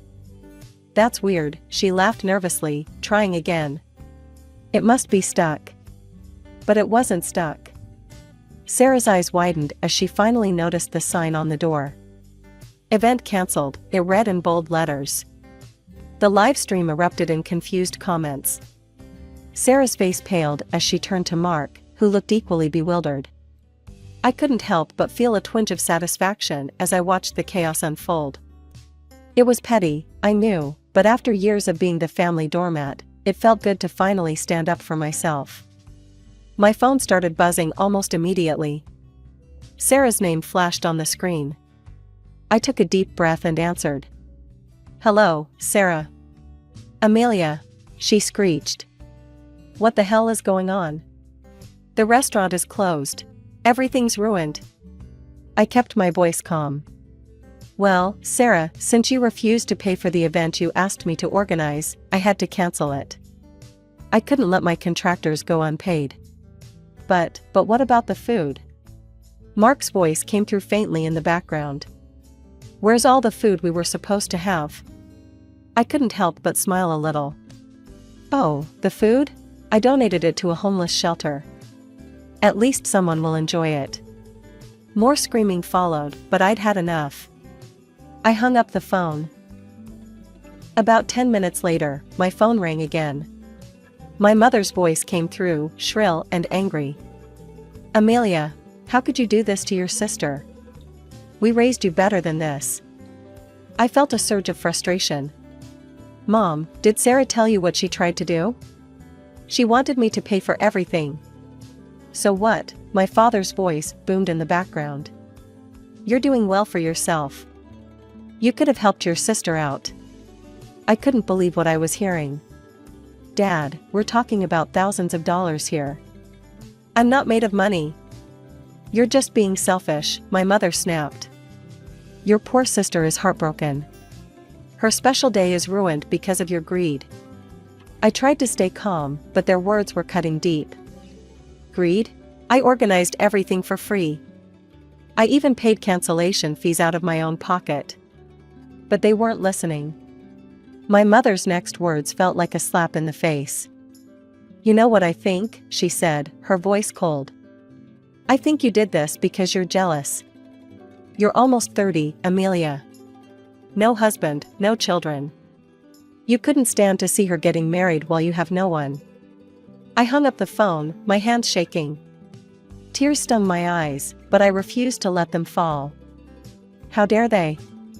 How dare they twist this around and make me the villain? As I sat there, trying to process everything that had happened, an idea struck me. If Sarah and Mark had promised to pay for everything, where did that money go? They must have had it, right? I opened my laptop and drafted an email. In it, I detailed all the expenses I had incurred, including the cancellation fees. I demanded that Sarah and Mark reimburse me for every penny. "If you don't pay," I wrote, my fingers flying over the keyboard, "I'll be forced to take legal action." I hit send before I could second-guess myself. It was a bold move, I knew, but I was done being the family pushover. Within minutes, my phone was buzzing again. This time, it was a barrage of text messages from Sarah and Mark. I steeled myself and opened them. The messages were a mix of threats and insults. Sarah called me every name in the book, while Mark threatened to ruin me if I tried to take them to court. I saved screenshots of every message. If this did end up in court, I wanted all the evidence I could get. I also needed advice from someone who might have some insight into Sarah's fiancé and his family. That's when I remembered my Aunt Linda. She always seemed to know all the town gossip. Maybe she could tell me something about Mark and his family. I dialed her number, hoping she'd be willing to talk. "Aunt Linda? It's Amelia. I need to ask you something about Sarah's fiancé." Aunt Linda's voice crackled through the phone, warm and familiar. "Amelia, dear. It's been ages. What do you want to know about Mark?" I took a deep breath. "Well, I was wondering if you knew anything about his family, their financial situation." "Oh, honey," Aunt Linda chuckled. "You're asking the right person. The Thompsons, that's Mark's family, they're quite well off. They own a chain of laundromats across the city, and word is they've got their fingers in some lucrative real estate deals too." I felt my jaw drop. "Wait, what? They're wealthy?" "Oh yes, very much so," Aunt Linda continued, oblivious to my shock. "Why, I heard they gave Mark a hefty sum to arrange that engagement party. $30,000, if the rumors are true." My mind was reeling. $30,000? And they had tried to make me pay for everything? After hanging up, I sat in stunned silence for a few minutes. Then, determination set in. I knew what I had to do next. It took some digging, but I managed to find the address of Mark's parents. Without giving myself time to second-guess my decision, I got in my car and drove there. The house was impressive, a large, well-maintained property in one of the nicest neighborhoods in town. I took a deep breath and rang the doorbell. A middle-aged woman answered, her eyebrows raised in curiosity. "Can I help you?" "Mrs. Thompson?" I asked. When she nodded, I continued, "I'm Amelia, Sarah's sister. I need to talk to you and your husband about Mark and the engagement party." She looked surprised but invited me in. Soon, I was sitting in their living room, facing both of Mark's parents. "Mr. and Mrs. Thompson," I began, my voice steadier than I felt, "I'm here because I think you should know what happened with the engagement party." Over the next half hour, I explained everything. How Sarah had asked me to organize the party for free. How they had promised to pay for everything else, but then refused. How I had been forced to cancel everything and pay the cancellation fees myself. As I spoke, I saw the shock and dismay growing on their faces. When I finished, there was a long silence. Finally, Mr. Thompson spoke, his voice tight with anger. "We gave Mark $30,000 for this party. He told us everything was paid for." I felt a wave of relief wash over me. They believed me. Mr. Thompson left the room and returned a few minutes later with his checkbook. He wrote out a check for the full amount I had spent, plus a little extra for my trouble.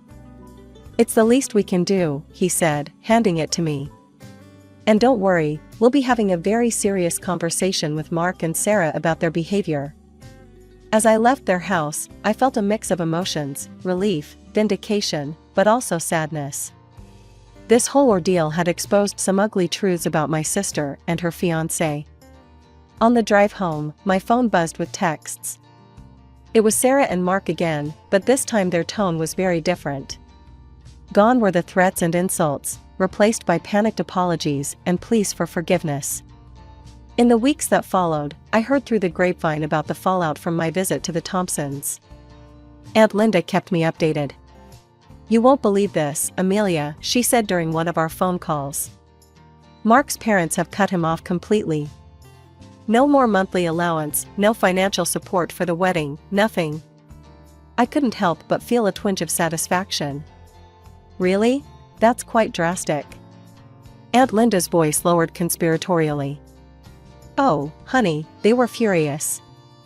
Apparently, they don't take kindly to being lied to and having their money misused. Can't say I blame them." I nodded, even though she couldn't see me. "What about the wedding? Is it still happening?" There was a pause, then Aunt Linda chuckled. "Well, that's the kicker. Without Mommy and Daddy's money, Mark and Sarah can't afford the lavish wedding they were planning. Last I heard, they'd postponed it indefinitely." My parents, predictably, didn't see it that way. They blamed me for Sarah's misfortune, conveniently forgetting that it was her own actions that had led to this situation. "You've ruined your sister's life," my mother said during one particularly heated phone call. "Are you happy now?" I took a deep breath, trying to stay calm. "Mom, Sarah, and Mark tried to scam me out of thousands of dollars. They lied to everyone, including Mark's parents. How is that my fault?" But it was like talking to a brick wall. In their eyes, Sarah could do no wrong, and I was the villain who had destroyed her happiness. Despite the family drama, my life went on. I threw myself back into my work, rebuilding the client base I had neglected during the engagement party fiasco. Slowly but surely, things started to look up. One day, as I was leaving a meeting with a new client, I ran into Mr. Johnson, the man whose 50th birthday party I had canceled to work on Sarah's engagement. "Amelia," he called out, a smile on his face. "How have you been?" I felt a pang of guilt. "Mr. Johnson, I'm so sorry about canceling on you like that. It was unprofessional of me." He waved off my apology.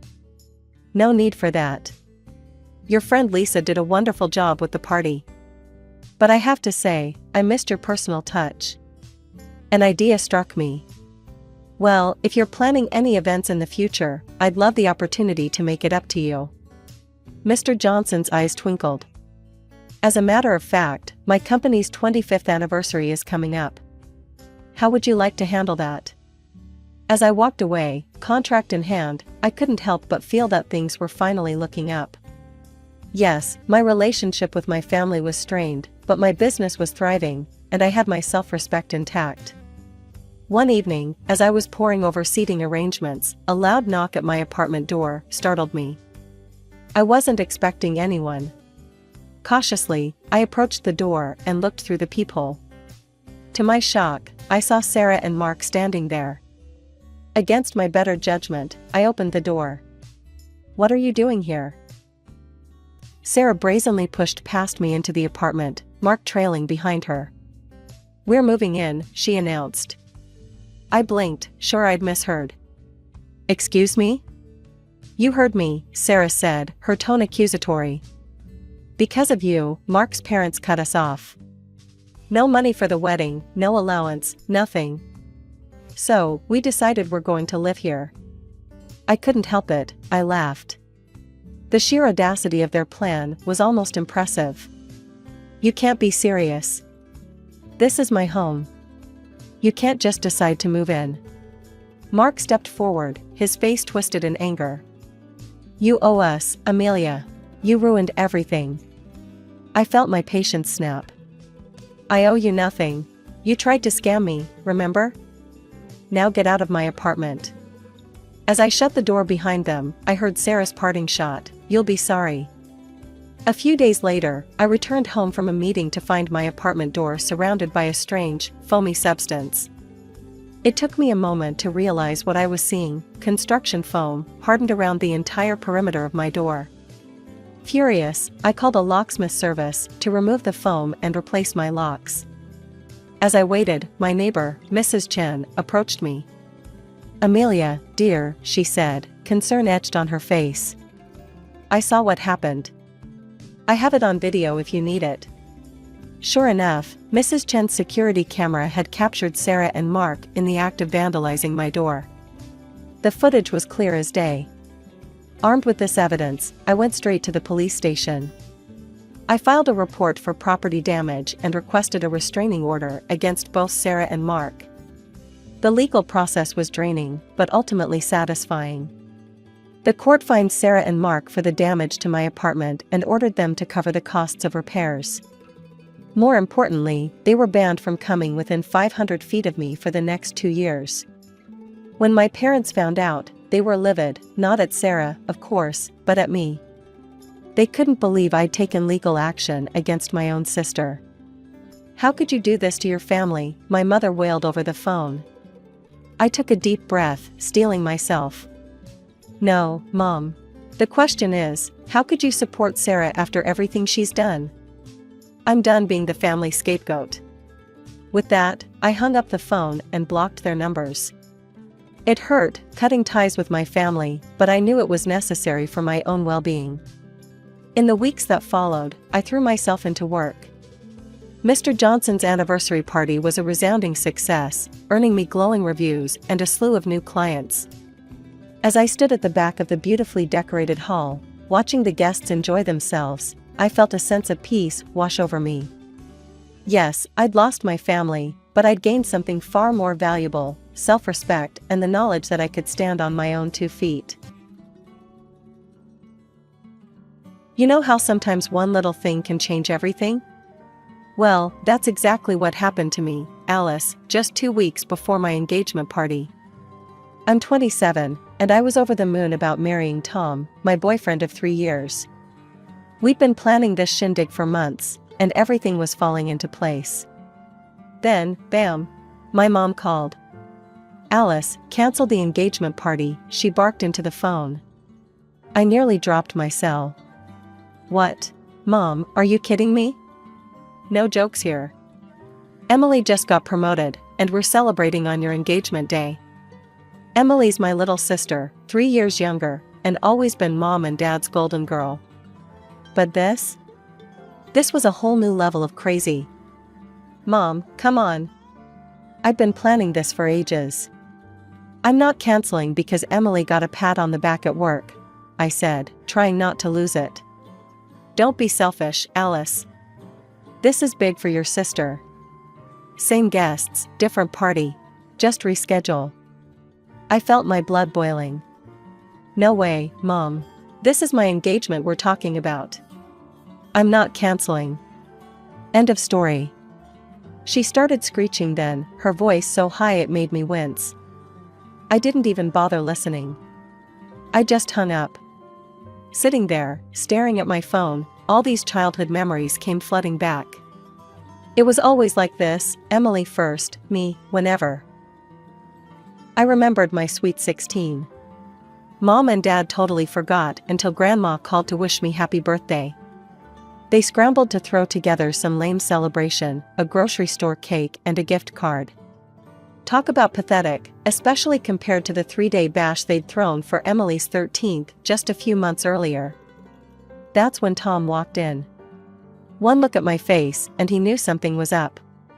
"Alice, what's wrong?" he asked, plopping down next to me. I spilled everything, the call, Mom's demands, the memories. He listened, his face getting darker with every word. "That's bull," he said when I finished. "We're not canceling anything." I nodded, so grateful for his support. "I know. It's just, why can't they ever put me first? Just once." "Because they're idiots," Tom said firmly. "But I put you first. Always." I looked up at him, managing a small smile. "I know.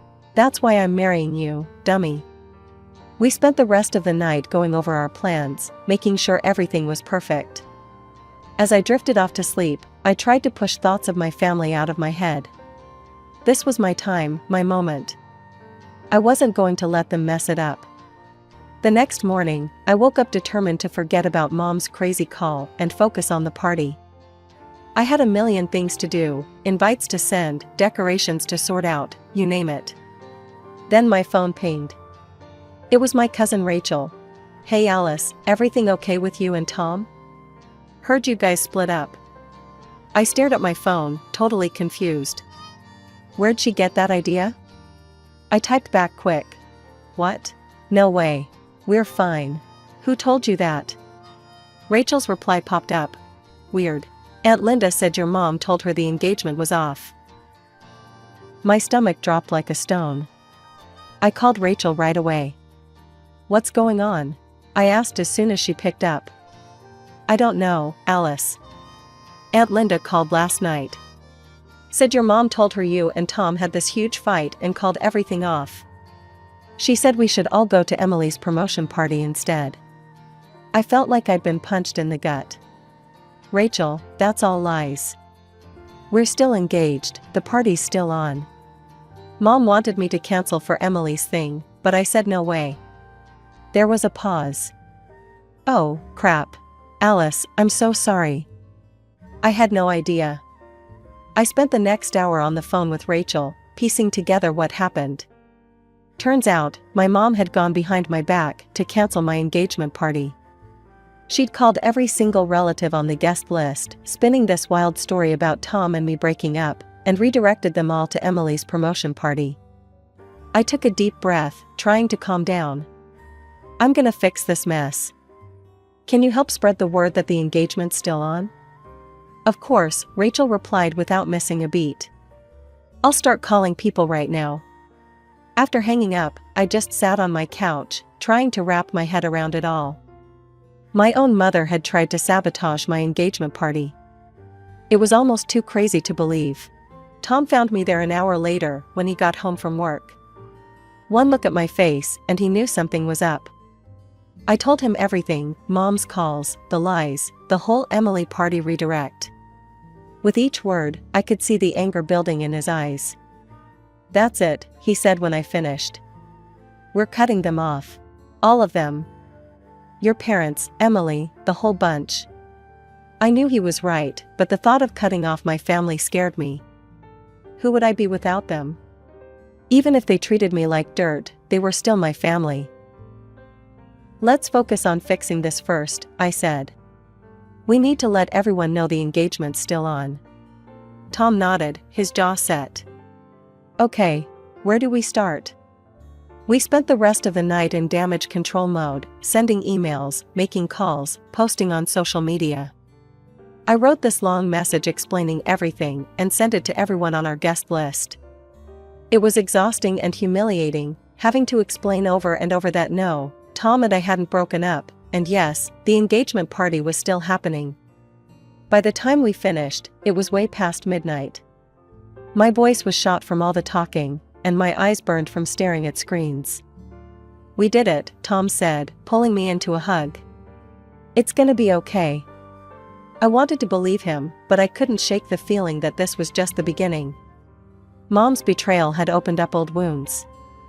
All the times I'd been overlooked, all the times Emily had been the favorite, it all came rushing back.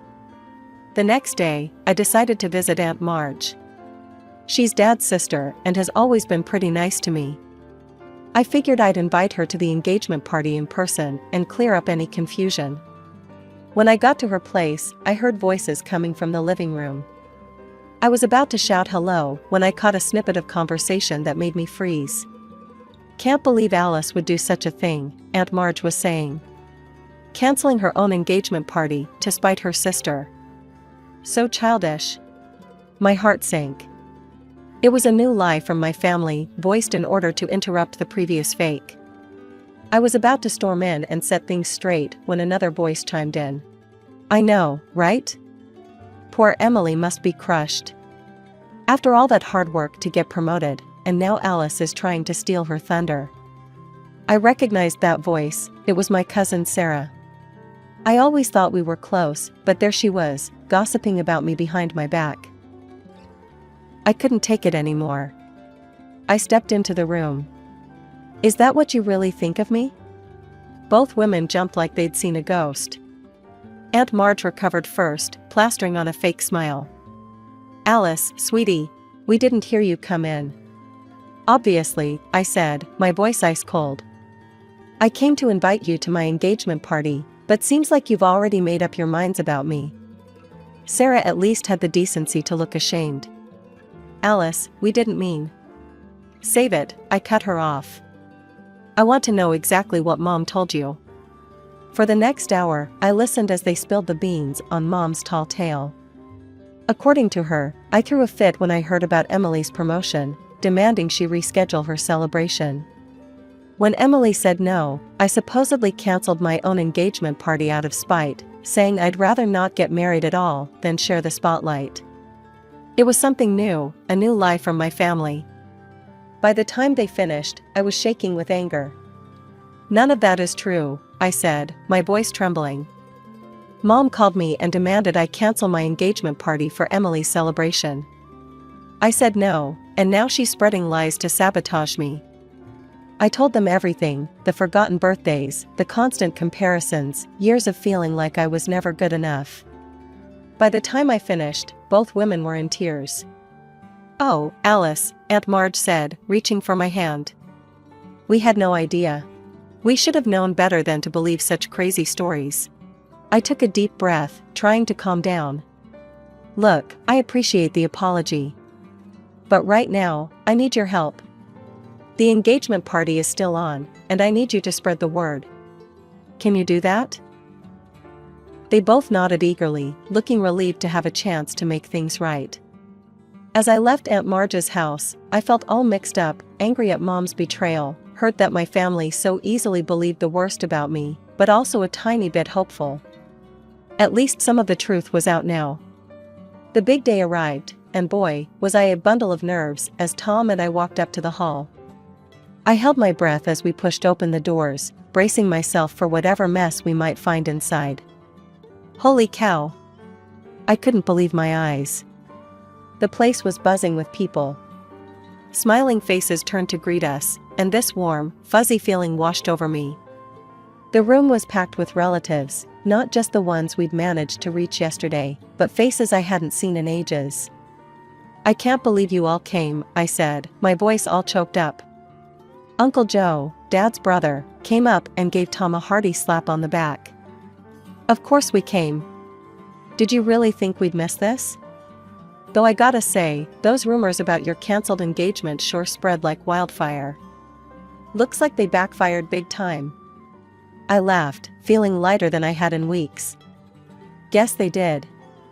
As Tom and I made our way through the crowd, soaking up all the congrats and well wishes, I couldn't help but notice Mom, Dad, and Emily were nowhere to be seen.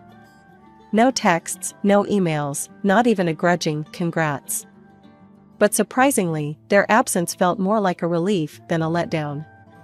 Instead, I found myself gravitating towards Tom's parents, who were beaming at us with genuine pride and love.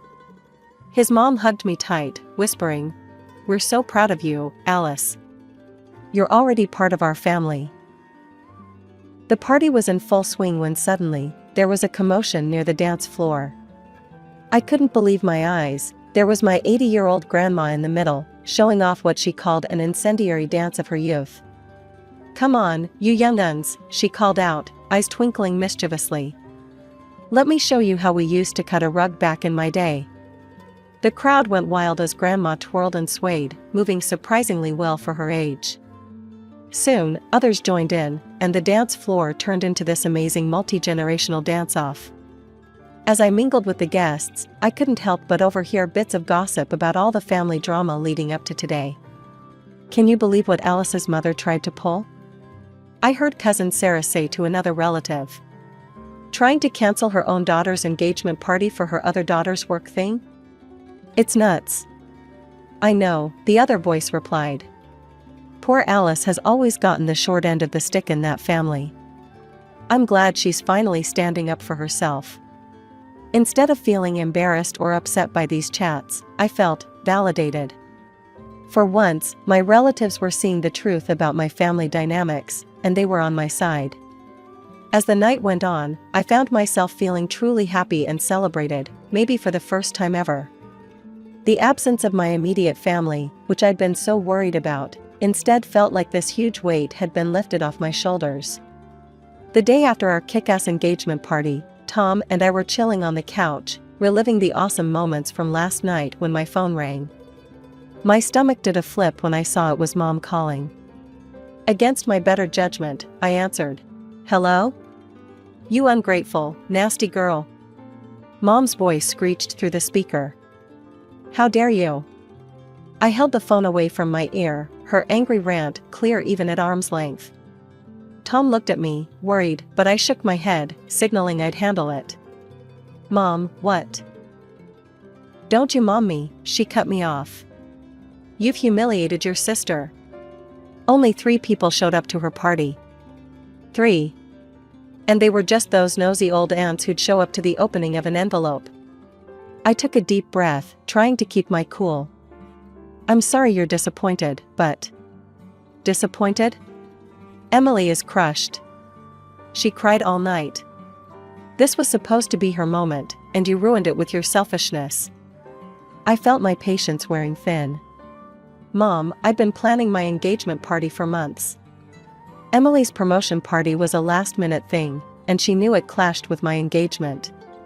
That's no excuse. Family comes first, Alice. But clearly, you wouldn't know anything about that." Before I could respond, she hung up on me. Immediately after the call, my phone buzzed with a text. It was from Emily. "Hope you're happy. You've ruined everything. I'll make you pay for this humiliation." I showed the message to Tom, who frowned. She can't be serious. The next 2 weeks were quiet, and I started to think maybe the storm had blown over.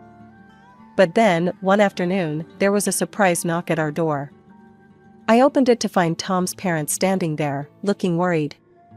"Mr. and Mrs. Thompson, what a surprise. Is everything okay?" They exchanged a glance before Mrs. Thompson spoke. "Alice, dear, can we come in? We need to talk to you about something." My heart sank as I showed them to the living room. Once we were all seated, Mr. Thompson cleared his throat. "Alice, we've heard some troubling rumors. There's been talk that you've been cheating on Tom." I felt like I'd been slapped. "What? That's ridiculous. I would never." "We know, dear," Mrs. Thompson interrupted gently. "We've known you for years. We don't believe it for a second." Relief washed over me, quickly followed by anger as I realized where these rumors probably came from. "It's my sister," I said, my voice shaking a bit. "She threatened to get back at me for ruining her promotion party. She must be spreading these lies." Mr. Thompson nodded grimly. "We figured as much. We wanted to come to you directly rather than let these rumors spread." As they left, promising to help squash any rumors they heard, I felt all mixed up inside. I was touched by the Thompsons' support and trust in me, but I was also furious at Emily. How could she stoop so low? A few days after the drama with Tom's parents, I got a call from Grandma. Her voice, usually so cheery, sounded worried. "Alice, sweetie," she started. "I've heard about all this mess with your parents and Emily. Don't you think it's time to bury the hatchet?" I sighed, feeling the weight of her expectations. "Grandma, it's not that easy. They've really hurt me." "I know, honey, but they're family. Surely there's a way to patch things up." I could hear the plea in her voice, and it tugged at my heartstrings. Grandma had always been there for me, even when the rest of my family wasn't. I hated disappointing her. "What do you think I should do?" I asked, already dreading the answer. "Why don't you try reaching out? Make a peace offering. Show them you're willing to mend fences." I closed my eyes, torn between my love for Grandma and my need to protect myself. After a long moment, I sighed. "Okay, Grandma. I'll try. For you." That evening, I stood on my parents' doorstep, heart pounding. As soon as I stepped inside, I knew this wasn't going to go well. Emily was there, her face like thunder. "So," she spat, "you think you can just waltz in here and throw me a pity party?" "That's not what I started," but she cut me off. "I don't need your handouts, Alice.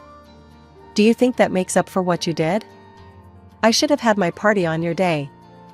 Then people would have actually shown up." I stared at her, shocked by the venom in her voice.